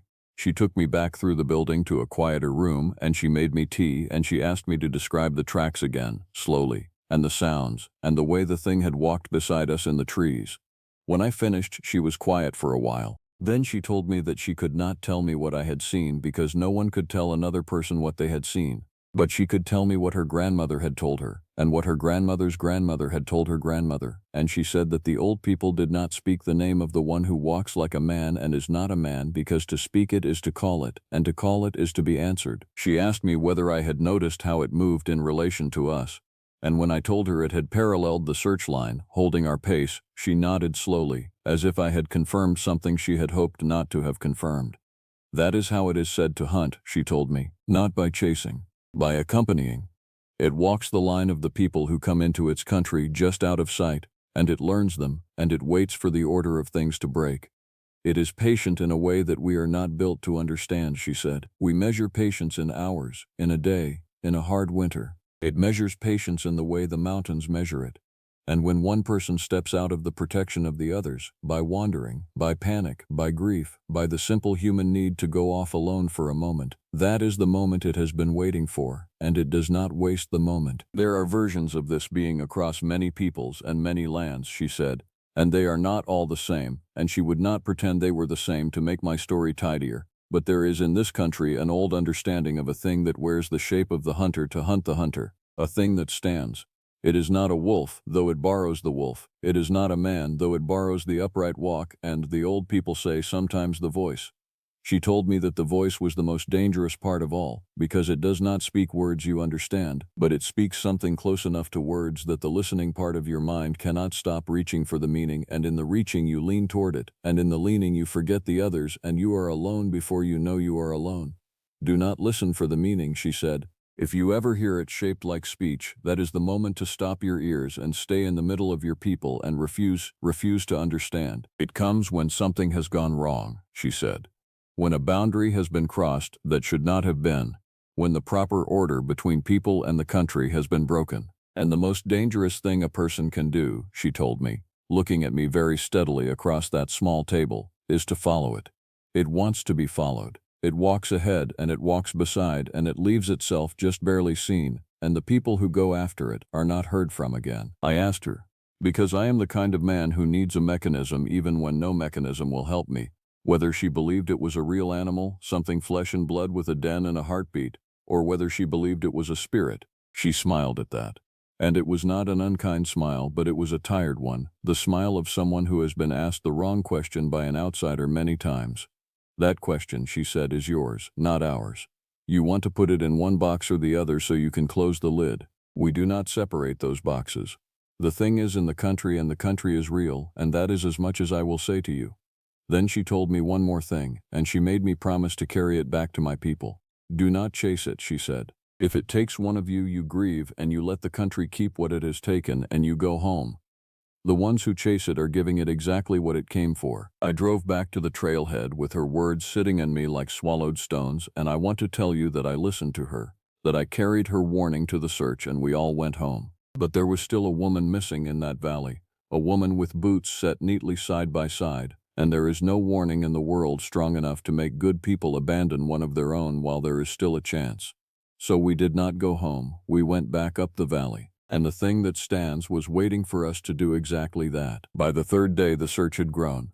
We had a helicopter out of the troopers' detachment making passes over the head wall, and dog teams, and more volunteers than I could keep track of, good people who had taken time off work and driven up from the city because that is what this country does when one of its own goes missing. It comes. Among them were faces I would come to know too well in the hours that followed. A volunteer named Henry Green, 27, calm and tireless, who had searched these mountains before. Alexander Adams, 29, a friend of Charlotte's who would not be talked out of coming. Amelia Nelson, 30, who ran one of the dog teams and whose animal, a steady old shepherd that had worked a dozen searches without flinching, refused that morning to leave the truck. That was the first sign that day that the country had changed under us. The dog would not work. It stood at the edge of the lot with its hackles up and its weight back on its haunches, and it would not put its nose to the ground no matter what Amelia did, and Amelia had handled that animal for 6 years and had never seen it afraid of anything. She told me quietly that she did not think it was a bear scent. A bear scent makes a dog alert, she said, makes it want to work the problem. This was different. This was a dog that wanted to be somewhere else and was only staying because it loved her more than it feared whatever was up there. We went up anyway.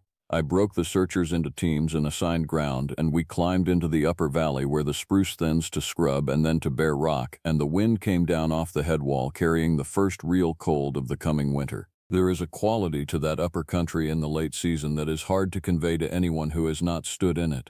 The sound goes strange. The wind takes the noise of your own party and carries it off and then brings back fragments of it from the wrong direction, so that you will swear you hear a voice calling from a ridge where you know no one is, and you stop, and you listen, and there is nothing, and you go on telling yourself it was the wind.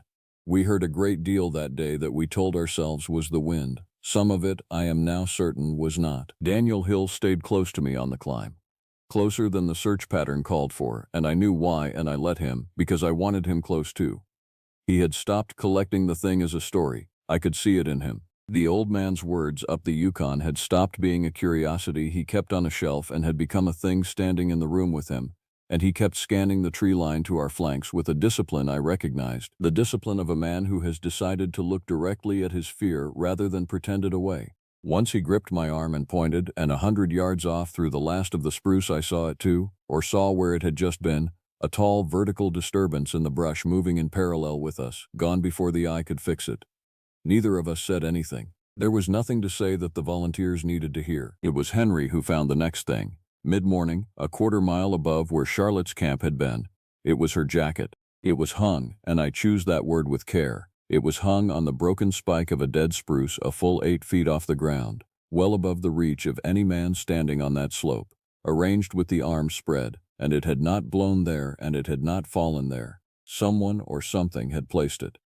Henry stood under it and looked up at it and did not say anything, and the rest of us gathered and looked up at it too, and I felt the search change around me from a rescue into something none of us had a name for and all of us could feel. Daniel Hill looked at that jacket for a long moment, and then he looked at me, and very quietly, so the others could not hear, he said one word. He said, "Please," just that. Please, meaning call it off, meaning let us go down, meaning everything that Evelyn Turner had told me the morning before. And I heard him. I want that recorded. I heard him perfectly, and I made the wrong choice anyway, because the daylight was holding and we were so close, and a missing woman is a kind of gravity that pulls good people past every warning sign in the world. I should have called it then. I have told myself 1,000 times that I should have called everyone off that mountain the moment I saw that jacket hung like an offering above our heads. Evelyn Turner's voice was in my ear. Do not chase it. Let the country keep what it has taken. But the helicopter was inbound, and the daylight was holding, and we were so close. Surely we were so close. And so I made the wrong choice, and we pushed on past the jacket and up toward the head wall, into the bowl where the valley ends against the mountain, and there is no way out but the way you came. We found Charlotte's body in that bowl, and I will not describe it, out of respect for her and for the people who loved her, and because the describing serves nothing.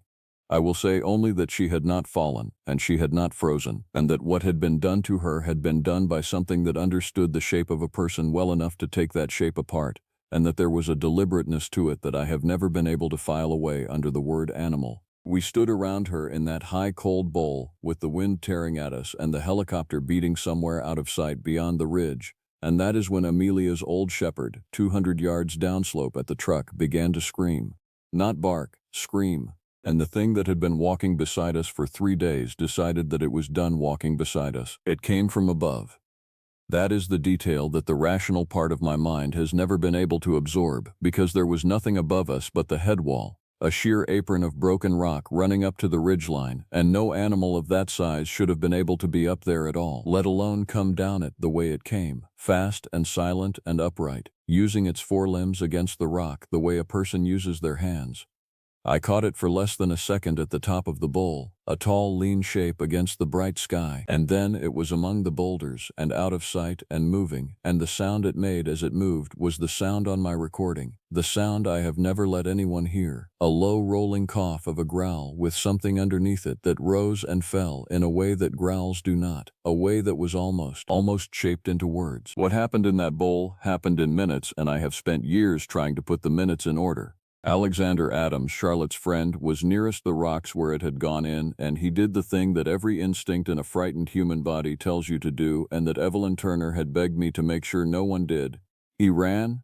He broke from the group and ran downslope toward the truck, and the moment he ran, the thing came out of the boulders after him, because it had been waiting for one of us to become prey by behaving like prey. I screamed at the others to hold together, to stay in a group, to make ourselves large and loud, all the things you are taught for bears, and to their everlasting credit most of them held. Matthew Roberts, 33, a big calm volunteer I had only met that morning, grabbed Amelia and pulled her into the cluster of us and put his own back to the open. Harper Mitchell, 32, kept her head enough to get on the radio and start screaming our position to the helicopter. I did not see what happened to Alexander. I am grateful for that, and ashamed of it in equal measure. I heard it. I heard the thing catch him in the scree below us, and I heard the sound he made, and then I heard the other sound, the cough and the rising almost voice, closer now, circling the huddle of us in the failing light with a patience that was worse than any frenzy would have been. It was not starving. It was not desperate. It was doing something it had done before and would do again, and it was in no hurry, and it knew, the way a thing that has lived a long time in a hard country knows, that fear does most of the work for it. It was the voice that nearly finished us, exactly as Evelyn Turner had said it would be. As we backed down out of the bowl, the thing began to make the sound that is almost speech, and I felt it work on the group like a current pulling at our legs. Harper Mitchell stopped once and turned toward it with a strange softness on her face, the look of someone who has heard their own name called from a distance, and I understood in a freezing instant that she was reaching for the meaning, that the listening part of her mind had taken the bait, and I grabbed her by the collar of her jacket and put my mouth to her ear and said the only thing I could think of. I said, "Do not understand it. Do not let it mean anything. Stay with me." And something in her snapped back behind her eyes and she came back to us. I have thought since that this was the entire mechanism of the thing, that it did not need to overpower us at all, that it only needed one of us, at a time, to lean a half-step toward the meaning of a sound and out of the protection of the group. Daniel Hill had told me the looking is the bait. He was only half right. The listening is the bait too. We backed down out of that bowl in a single clenched knot of bodies, facing outward while the helicopter circled and could not land in the wind off the headwall, while the light went from gold to gray to the deep blue that is the last thing before true night.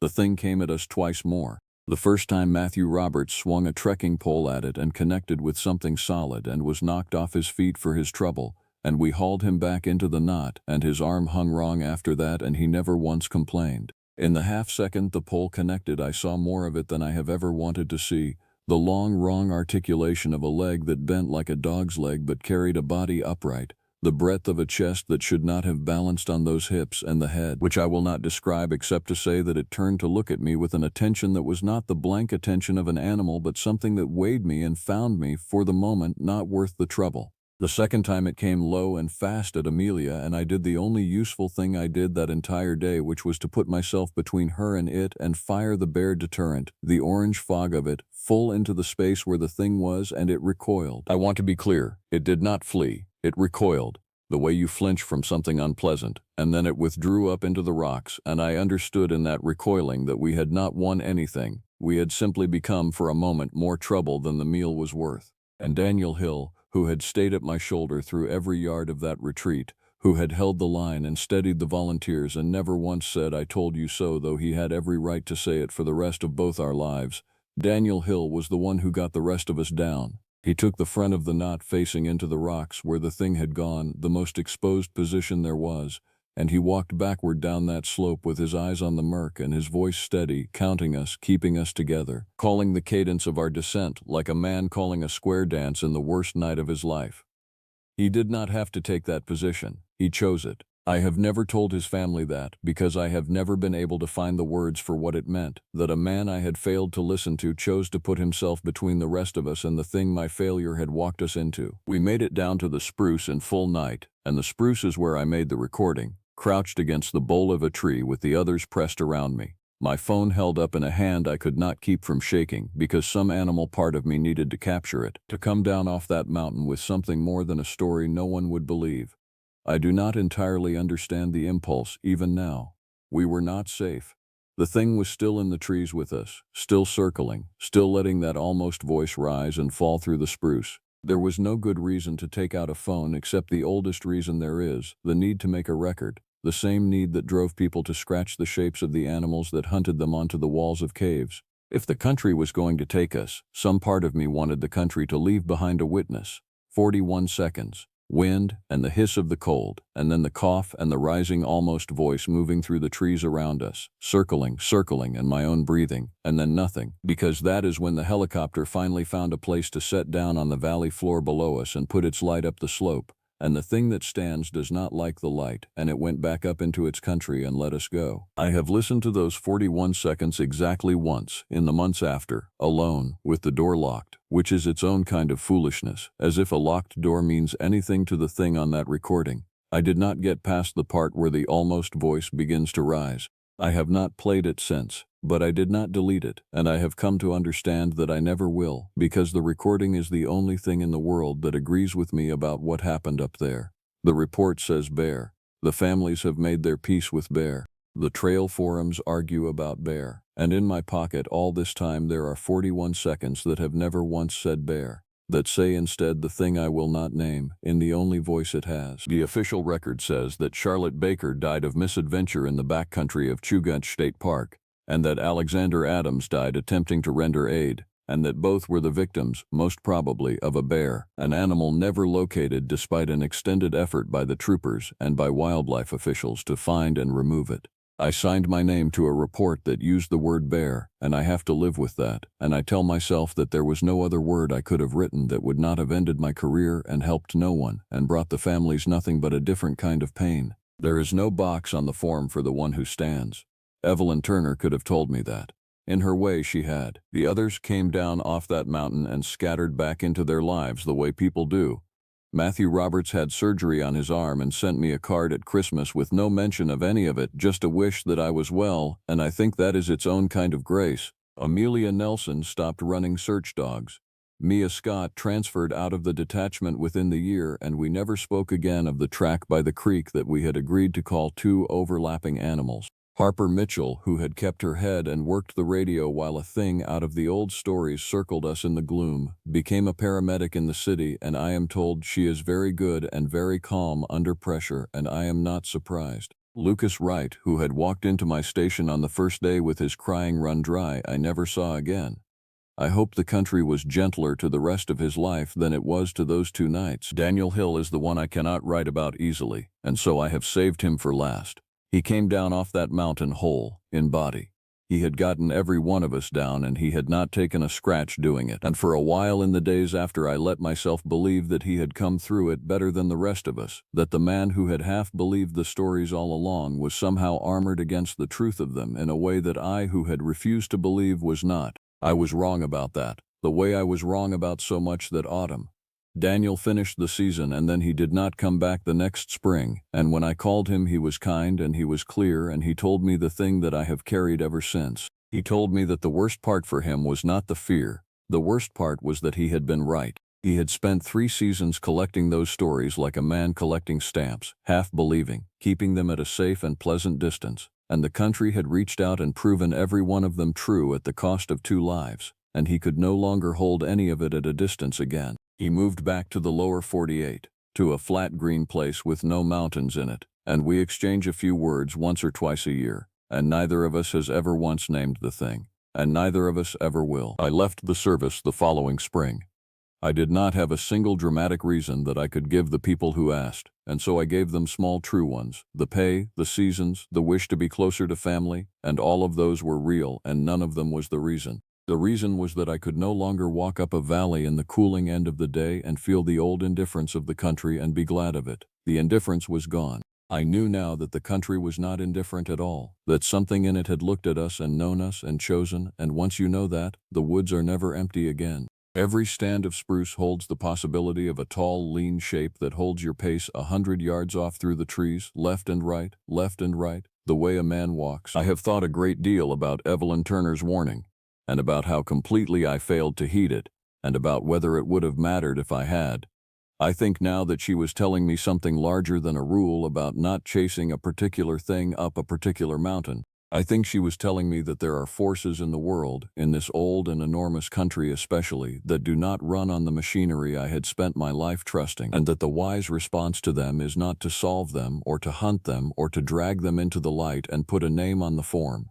The wise response is humility, is to grieve what is taken and let the country keep it and go home and not go back. The ones who go back are giving it exactly what it came for. I have kept my promise to her in one respect. I have never spoken its name, not in this telling and not in any other, though I learned long ago what the old people called it and what the trail forums and the late-night talkers call it now. I will not call it, because I am no longer certain that calling is only a figure of speech. Some nights the wind comes down out of the mountains and around the corner of my house, and there is a quality to it, a low rolling cough underneath the wind with something rising and falling inside it that is almost shaped into words, and on those nights I do not go to the window. I sit very still, the way I learned to sit still in the spruce that night, and I let it pass, and in the morning I check the soft ground at the edge of my yard where the lawn gives way to the wild grass and the country begins again. So far there have been no tracks. So far. But I keep the recording, all 41 seconds of it, and I have never let another living soul hear it, and now you understand why. It is not proof for anyone else. It was never for anyone else. It is the thing I play in my own head, without ever pressing the button. On the nights I need to remind myself that I did not imagine the autumn the woods above Anchorage turned against us, and that the one who stands is still up there in its country, walking upright on the paws of a wolf, holding the pace of whoever is foolish enough to walk alone, waiting, with all the patience of a thing that has never once been in a hurry, for the next person who decides to follow.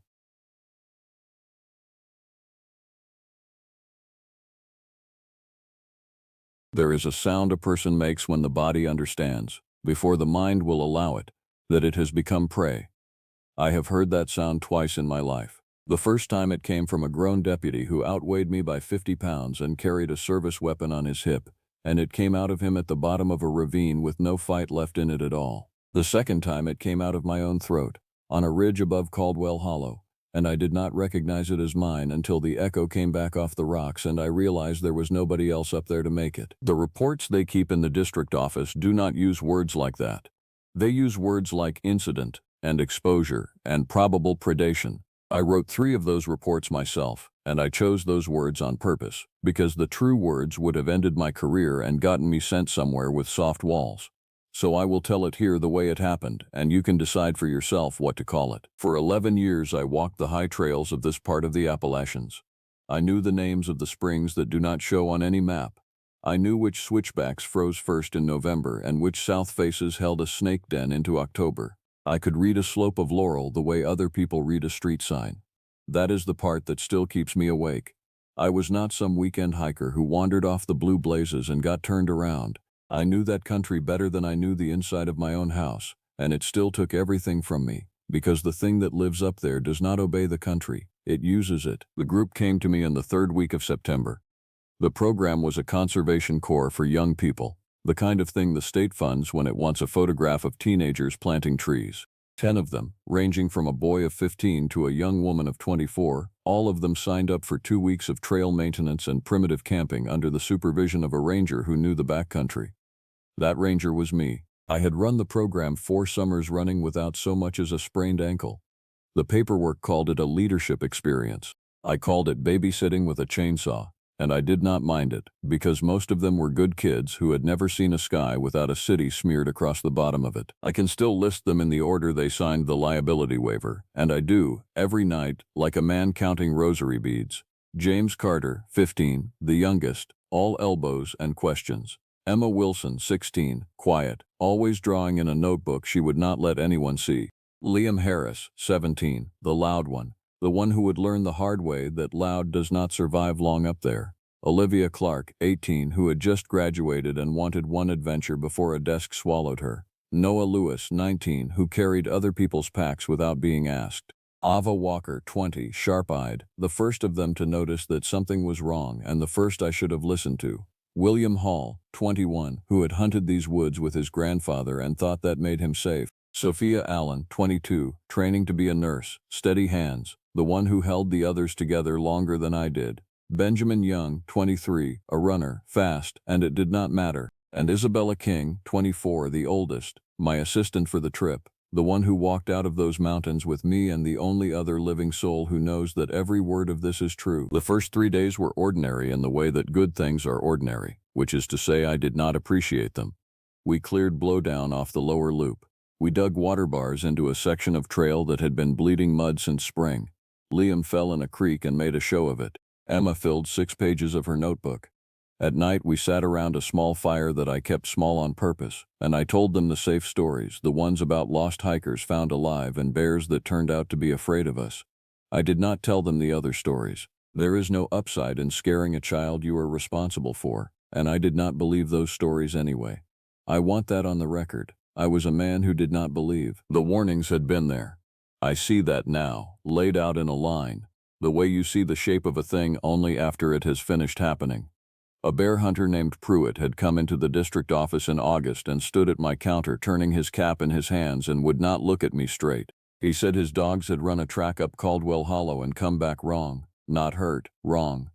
2 of them would not eat for a week, and the 3rd one disappeared off a chain in his own yard, and the chain was not broken, it was bent, pulled straight and bent like wire. I wrote down lost dog, and I thought privately that Pruitt drank. A trail crew had reported claw marks on a hemlock at the top of the same hollow, and when I asked how high, the crew leader held his hand up over his own head and then kept raising it until his arm was straight, and he said, "Higher than that." And on all 4 sides of the trunk, like something had wrapped its arms around the tree. I wrote down bear damage. There is a box on the form for bear damage. There is no box for the thing he was trying to tell me. There had been other things, smaller things, the kind a careful man should have stacked one on top of another until they made a shape. Deer carcasses found in odd places, not eaten the way a bear or a coyote eats, but opened with a strange precision and then left, as if whatever did it had been curious rather than hungry. a spring in the upper hollow that the local people had stopped using, and when I asked an old woman in the valley why, she looked at me for a long moment and said only that her grandmother had called that hole drainage by a name she would not say out loud, and then she changed the subject and would not come back to it. I had filed all of it under superstition and bad weather and the ordinary strangeness of deep country. I was a man with a clipboard and a radio and 11 years of seeing nothing, and seeing nothing for 11 years is a kind of blindness all its own. The kids knew none of this, and I made sure of it. On the second day, sitting around the small fire, Olivia asked me whether I was ever afraid out here alone, and I told her the truth as I understood it then, which was that the woods were the safest place I knew, that nothing in them wanted anything to do with a person, that the only real danger was the slow kind, a turned ankle, a sudden creak, a storm you did not plan for. Sophia nodded along, taking it seriously the way she took everything, already half a nurse in her head, already cataloging risks. Ava did not nod. Ava sat a little outside the firelight with her knees drawn up, watching the tree line over my shoulder, and at the time I thought she was just the moody one, the one who held herself apart. I know now she was already listening to the woods more honestly than I was. If you are the kind of person who walks the backcountry, and I think some of you are, then I am going to ask you a small thing, and it costs you nothing. Subscribe to this channel before you go further, because the rest of what I am about to tell you is the part one could not put in any report, and I would rather know that it reached the people who actually go out into those tree lines. That is all. Now let me tell you about the silence. On the morning of the fourth day, we left the maintained trails behind. The plan was a 2-night loop deeper into the backcountry, up and over the ridge and down into Caldwell Hollow, then out by the old fire road. It was the centerpiece of the trip, the part where these kids would sleep somewhere that had no name and no signal and feel, for once in their lives, genuinely far from everything. I had done that loop a dozen times. I was not worried. I should have been worried the moment we crested the ridge and the forest stopped making sound. The mountains are never quiet. People from the cities think the wild is silent, but it is the loudest place I know. There is always something. Wind in the canopy, the tick of insects, a creek somewhere below you, the constant small business of birds. You stop hearing it the way you stop hearing your own house, and you only notice it when it goes. It went a little after noon on the fourth day, as we came down off the ridge into the upper end of Caldwell Hollow. I noticed it the way you notice a held breath. One step the woods were full of the ordinary racket of late September, and the next step there was nothing. No birds, no insects. The wind itself seemed to go around us instead of through us. Benjamin, walking ahead of me, turned around with a strange look and said, "Did everybody just stop talking?" And I realized he meant the forest, not the people. The strangeness of it is hard to carry across to someone who has not felt it. It is not peace. Peace has a sound. This was a vacuum, a held silence with weight to it. The silence of a room where someone is standing very still behind you. The hair on my arm stood up, and I told myself it was the temperature drop, the way a hollow holds cold air, and I almost believed it. The kids felt it too, even the ones who could not have told you why. They drew closer together without being asked. James stopped asking questions, which for James was the loudest alarm of all. I told them it was normal. I told them a hawk was probably working the hollow, and the small things go quiet when a hawk is up.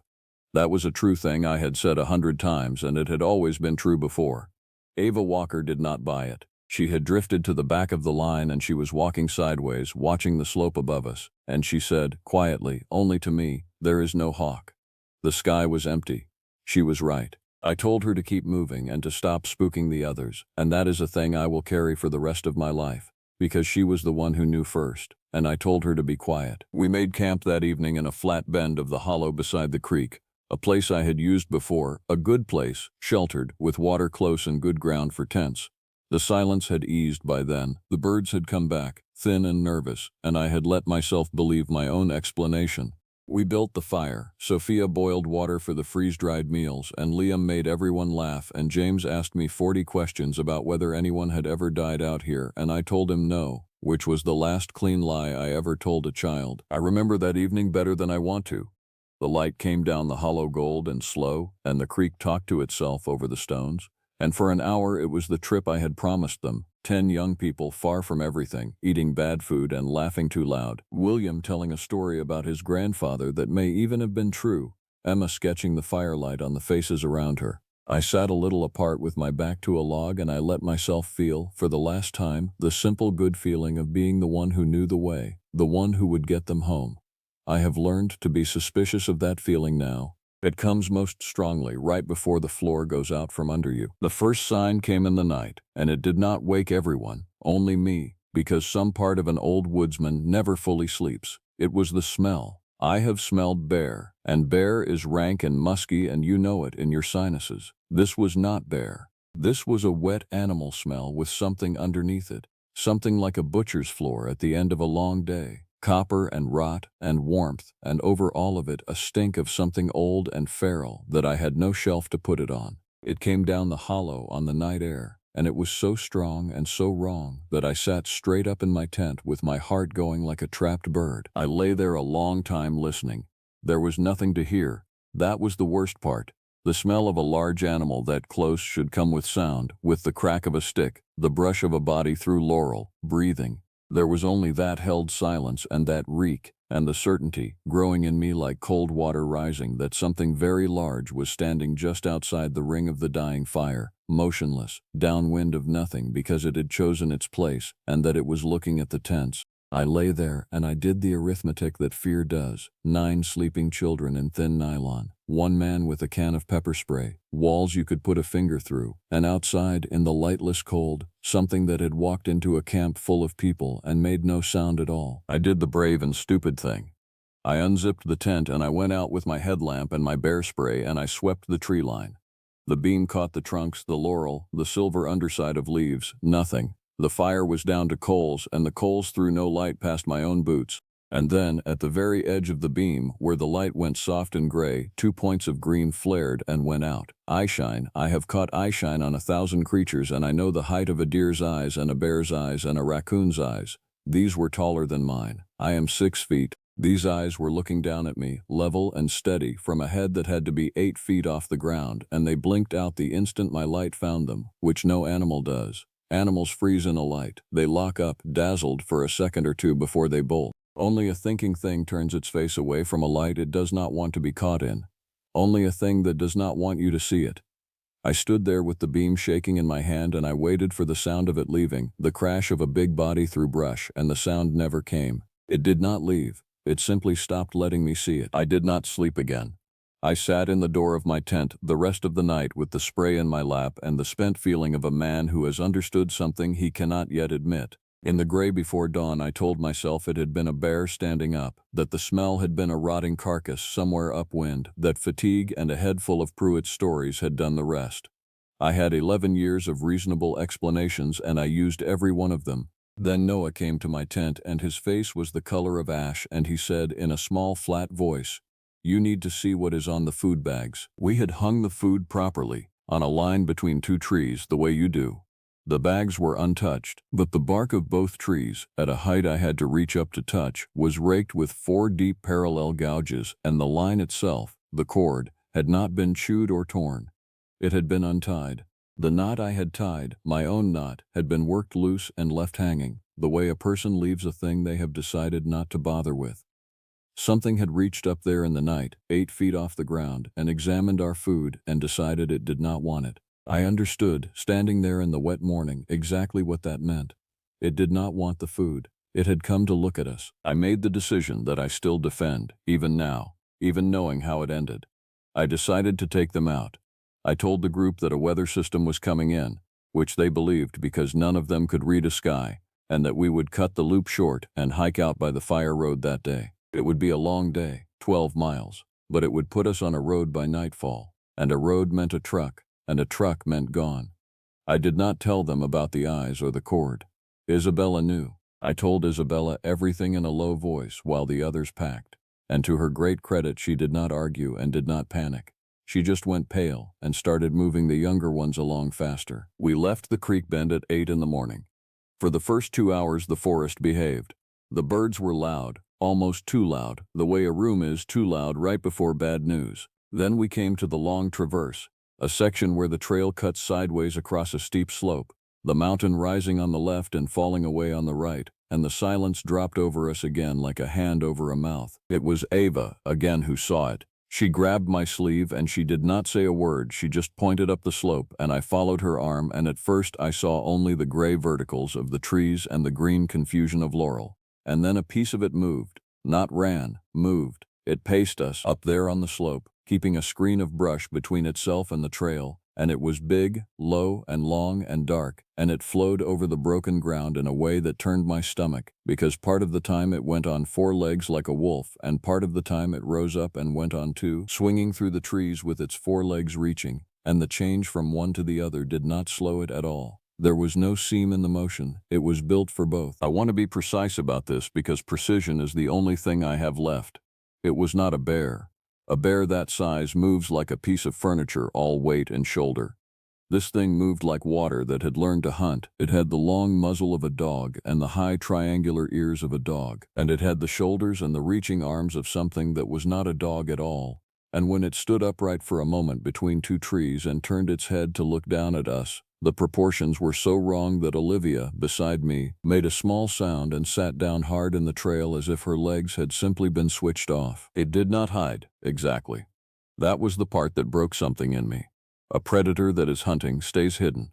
This one wanted us to see it, just enough, just at the edge of certainty, so that some of the group could tell themselves they had imagined it and the rest could not. It was managing our fear the way a person manages a fire. Feeding it, banking it, keeping it at the temperature it wanted. When the trail bent away from the slope, it would vanish and the relief would come, and the worst among them would start to talk again, to laugh nervously, to say maybe it was just a bear after all. And then the trail would bend back, and there it would be, a little closer than before, pacing, patient, and the laughter would die in their throats. It was teaching them, it was teaching all of us that there was nowhere on that mountain it could not be. I kept them moving. That was my whole job now. To keep 10 young people moving down a mountain while a thing the size of a horse paced us through the trees. I put William and Noah, the biggest of them, at the back. I put Isabella at the front to set the pace. I walked in the middle where I could see everyone, and I held the bear spray in my hand and felt how absurd it was, how it might as well have been a flashlight or a prayer. I counted them constantly, every few minutes, a head count under my breath, 1 through 10, because some animal part of me had already understood that the count was the only weapon I truly had, that if I knew the number I could not be robbed of one of them in silence. I counted them so many times that morning that the numbers stopped being names. That is a mercy I did not appreciate until later. It took Liam first, and it took him because of exactly the thing I had feared in him.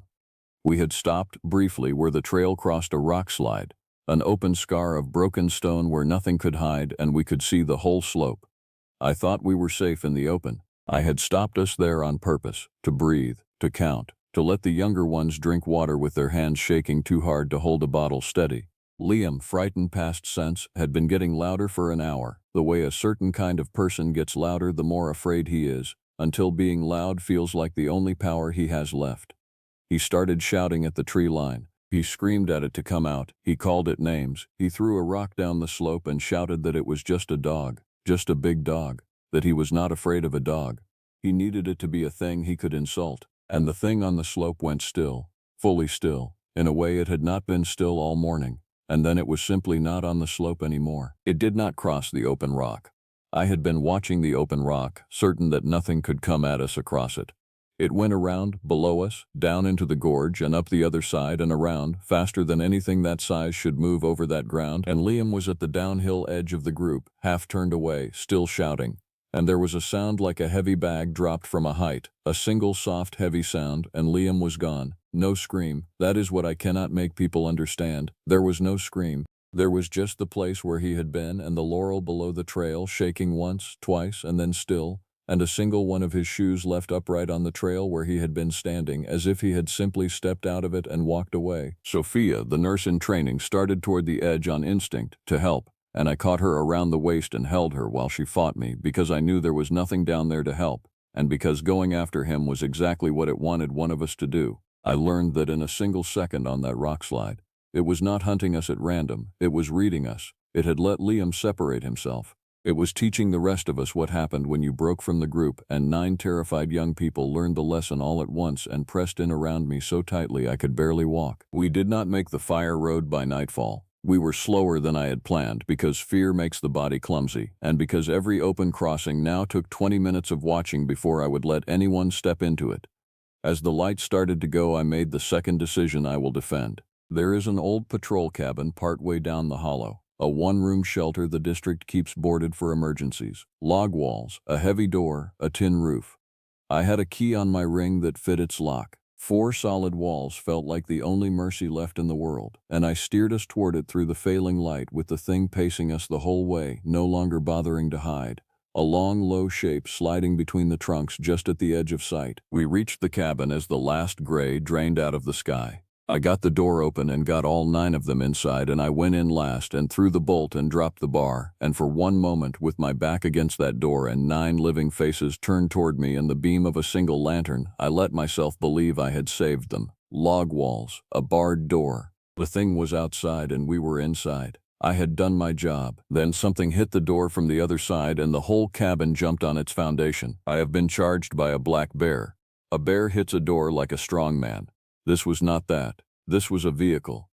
The bar across the door, a piece of oak as thick as my arm, bowed inward and held, and a sound came through the wood that I had no name for. Low and broken and almost like words, almost like a voice trying to remember how a voice works. And James Carter, 15 years old, started to cry without making any sound, just tears running down a face gone slack with terror. And I will never forgive the world for that. It went around the cabin all night. That is the right way to say it. It did not simply attack, it tested. It hit the door, then it was silent.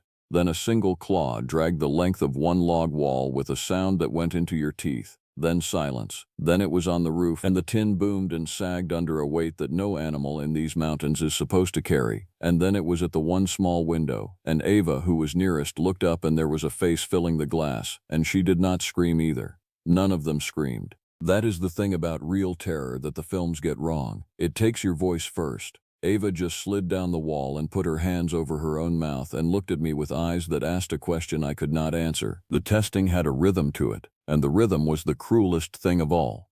Because a rhythm is a thing a mind makes. A mindless animal beats itself against a barrier until it tires, or it breaks through, or it gives up. This did none of those. It would strike the cabin somewhere. Hard, deliberate, and then it would go quiet for exactly long enough that hope would start to creep back into that room. Long enough that Sophia would begin whispering to the younger ones that it was leaving, that we just had to wait it out. That morning would come. And then, at the precise moment that hope had us, it would strike again, somewhere new. And the hope would shatter, and I understood that it was not trying to get in. Not yet. It was breaking us down a piece at a time, draining us, making sure that whatever came out of this cabin in the morning would come out hollow and stupid with exhaustion and easy to take. It had all night. It was in no hurry. It was savoring the long part. I tried to hold them together. I put them in the center of the room, away from the walls, and I made them link arms, and I talked to them in the low, even voice I used to talk down panicked hikers, and for a while it worked.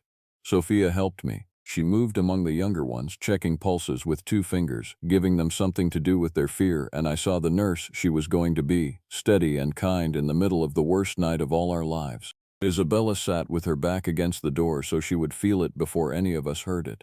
Emma drew. In the lantern light, with that thing circling us in the lightless cold, Emma sat with her notebook on her knees and drew, her hand moving fast and sure. And I thought she had lost her mind, and I was wrong. She had found the only thing she could still control. I will tell you what I saw at that window, because I have never told the report writers and I will never tell anyone in a room with me, but I will tell you. The face was long, and it was furred, and the muzzle was a dog's muzzle full of a wolf's teeth, but the eyes were set forward and close, and they were not an animal's eyes. There was somebody behind them. There was a patient, ancient, amused somebody behind them, watching us shake. And it knew exactly what it was doing, and it was enjoying the slow part. Then it breathed on the glass, and the window fogged from the outside, from its breath, and when the fog cleared it was gone, and the silence came back, and the silence was worse than the noise. The hours after that have no clean order in my memory. The lantern burned low, and I did not dare open the door to get the spare fuel from a pack we had dropped outside. The cold came up through the floorboards. James fell into a kind of shaking half-sleep against my side, and I let him, and I sat awake with my hand on his shoulder, and I listened to the thing move around us, and somewhere in the deepest part of the night it began to make a sound that I have never been able to put fully out of my mind. It was not a howl. It was lower than a howl, and it rose and fell in a way that was almost like speech, like a thing trying to remember the shape of words it had heard a long time ago, or words it had taken from someone, and once, just once, in the middle of that low, broken, almost speaking, I heard it say a sound that was very close to a name. I will not write which name. Two of the people in that room heard it too, and I saw it in their faces, and not one of us ever spoke of it, then or after. We lost Benjamin near 3 in the morning. There was a back window, small, painted shut, and none of us had thought of it, and I will go to my grave not knowing whether it broke the glass or simply pulled the whole frame out of the rotten log. But there was a splintering crash and a rush of cold air, and Benjamin, who had been sitting beneath it, was snatched backward through a gap that should not have been big enough, and the only thing that came back inside was one of his boots. He was the runner. He was the fastest of all of us. It did not matter how fast he was. It had never been a race. We dragged a bunk against the broken window and piled packs against it, and I knew it was useless, that the thing could take that wall apart with its hands if it chose to, and I understood then with total clarity that it was not choosing to. It could have come in at any moment of that whole long night. It did not want in. It wanted us out. It wanted us tired and broken and running, on its ground, in its country, where the ending it had already written could finish itself. By dawn there were 8 of us left, and not one of us had slept. And the thing had stopped its testing and gone quiet, and through the broken back window the hollow was filling with a flat gray light, and I understood that it had not left. It was simply waiting for us to do the only thing we could do, which was open the door and try to run, because a cabin with a hole in the back wall is not a shelter anymore, it is a box. We had to leave the box. And it knew that, and it was somewhere out in the gloom under the hemlocks, lying down, resting, the way a thing rests when it knows the hard part is over and the rest is just collecting. I have thought 10,000 times about whether there was a right choice that morning, and I do not believe there was. To stay was to die in a box. To run was to die in the open. I chose the open because the fire road was only 3 miles down the hollow now, and 3 miles is nothing. 3 miles is an hour. And a desperate man will always choose the death that has a door in it, however small, over the death that has none. I gathered the 8 of them in the gray light, and I told them the only true thing I had told them in 2 days. I said, it is going to take some of us. I said, do not stop for anyone it takes. I said, the only thing any of you owes the others is to keep running and get one body to that road alive so that the rest of us did not happen for nothing. They looked at me with their ruined young faces, and they nodded, and we opened the door. We ran. We ran down the hollow in the flat dawn light with the creek loud on our right. And for the first half-mile, nothing happened, and that was the cruelest part, because hope is a knife. James was beside me. I had his wrist in my hand. I had decided without deciding that the 15-year-old was the one I would get out if I got out anyone. And Isabella was ahead breaking trail, and the others were strung out between us, and we ran. The body forgets it is tired when it is certain it is being chased. I had thought we were spent, that there was nothing left in any of us after that night, and I was wrong. Terror opens a door in a person that exhaustion cannot close. We went down that hollow faster than I have ever moved in those mountains, over deadfall and through creek crossings, the cold water to our knees and gone before we felt it, branches taking skin off our faces, and none of us slowed and none of us spoke, because every breath was needed and because there was nothing left to say. I counted them as we ran, the old count, 1 through the survivors, over and over, a chant under my ragged breath, and for that first half-mile the count held, and I let the smallest, worst kind of hope back into my chest. It took Olivia from the side, out of a stand of rhododendron we passed too close to, and it was so fast that I only knew she was gone because the running shape of her in the corner of my eye was suddenly a running shape of nothing. One stride she was there, the next the green closed over the space where she had been, and the count was wrong, and I made myself keep my feet moving over the words I had said in the cabin. Do not stop for anyone it takes, words that had been easy to say in the lantern light and were like swallowing broken glass to obey. It took William next, and William fought, William who had hunted these woods, William who had a knife out, and I heard the knife and I heard him and I did what I had told them to do and I did not stop. And the sound he made is the deputy's sound, the pray sound, the one I told you about at the very start. And now you know where I heard it the first time, because William Hall was a big, strong young man who believed these woods belonged to him as much as to anything in them. And at the end he made the same small sound any of us would make, because none of us are anything to that thing but meat that has not given up yet. The knowing in those woods belonged to him until the moment it did not, and the moment it did not lasted less than a breath. Noah did not get taken. Noah chose. I want that remembered. When it came in for the third time, when it came in low and fast across the trail to cut off the rear of the group where Sophia and Emma were struggling, the slowest two, the ones it had marked, Noah, who had carried everyone's packs the whole trip, who had never once been asked, turned around and ran at it.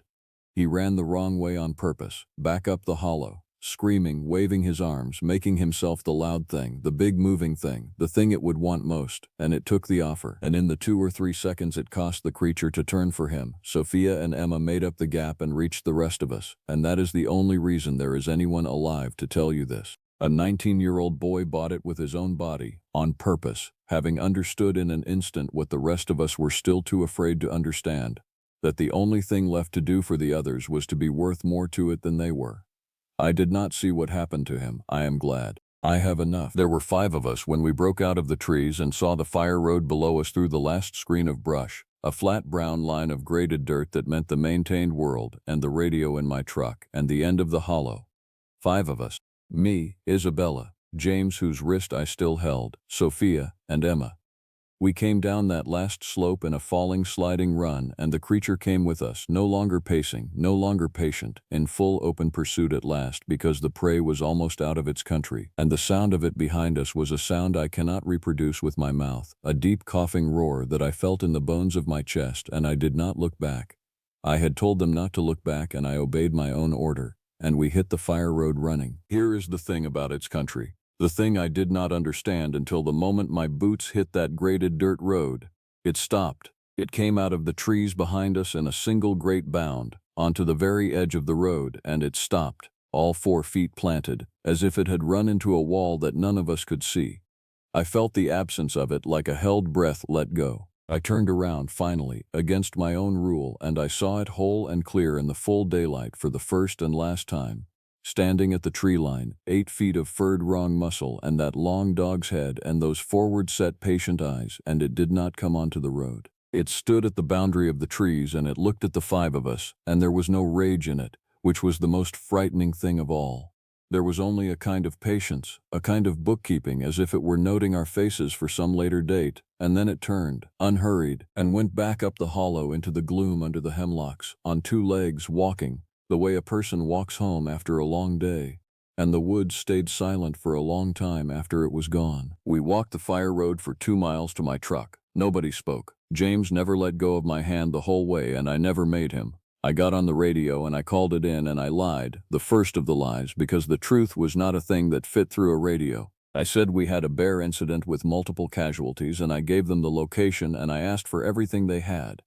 The search went on for 9 days. They found Liam's pack and one of Benjamin's boots and a great deal of blood that the report called consistent with large predator activity. They found nothing of Noah at all. They found Olivia and William far apart and far from where they were taken, high up, in places that no animal drags a body, in the forks of trees the way a thing stores what it does not need yet. I read those reports. I wrote 2 of them. I chose the careful words. There is no box on the form for what put those young people up in those trees. 5 of us walked out. Of the 5, Sophia left the program and left the state and writes to me twice a year, short letters, and she never once mentions the hollow, and neither do I, and that is its own kind of conversation. Emma, the quiet one, the one with the notebook, finally let someone see her drawings because she gave the notebook to the investigators, and every page from the 4th day on is the same long furred shape over and over, dozens of times, getting more accurate each time, and she had been drawing it since before any of us saw it, because she had been seeing it in the trees from the first night and had not had the words. James Carter is a grown man now. He sends me a message every September, on the anniversary, and it is always only 3 words. Still here, still grateful. I send the same back, still here. And Isabella King, the oldest, my assistant, the one who walked out beside me, she is the only person on this earth who saw what I saw and remembers it the way I remember it. And once a year around this time she calls me, and we do not really talk. We just stay on the line together for a while in the quiet. 2 people sharing the only silence that does not frighten us because we made it ourselves and we know there is nothing in it. I left the service the following spring. I could not walk a tree line without listening for the moment the birds would stop. I tried, for a few weeks, to go back to the lower trails, the safe ones, the ones full of day hikers and dogs and the ordinary noise of people. And even there, on a busy blue-blazed loop within sound of a parking lot, I would feel my whole body go rigid at any sudden quiet, any held breath in the woods, and I knew that whatever I had been before, I was not that man anymore. The mountains had been my home for 11 years. They were not my home now. They were a country with a border, and I had crossed back over it, and I was never going to cross the other way again. People ask me, the few who know any of it, whether I think it is still up there. I do not think. I know. It never left its country. It does not have to. Its country is patient, and so is it. And every year a new program of bright young people signs a liability waiver and goes up a trail with a ranger who does not believe the stories, into a forest that goes quiet at noon for no reason that any reasonable person could name. So that is the part one could not put in any report. If you walk those high hollows, and the wind goes around you instead of through you, and the birds stop all at once, and you find yourself standing in a silence so complete that you can hear your own blood, do not call out to it. Do not throw a rock. Do not run the wrong way to be brave. Get to a road, any line that marks the edge of its country, and cross it. And do not look back, and count the people with you, and keep counting until you are sure of the number, because the worst thing it ever taught me, up there above Caldwell Hollow, is that it can take one of you so quietly that the rest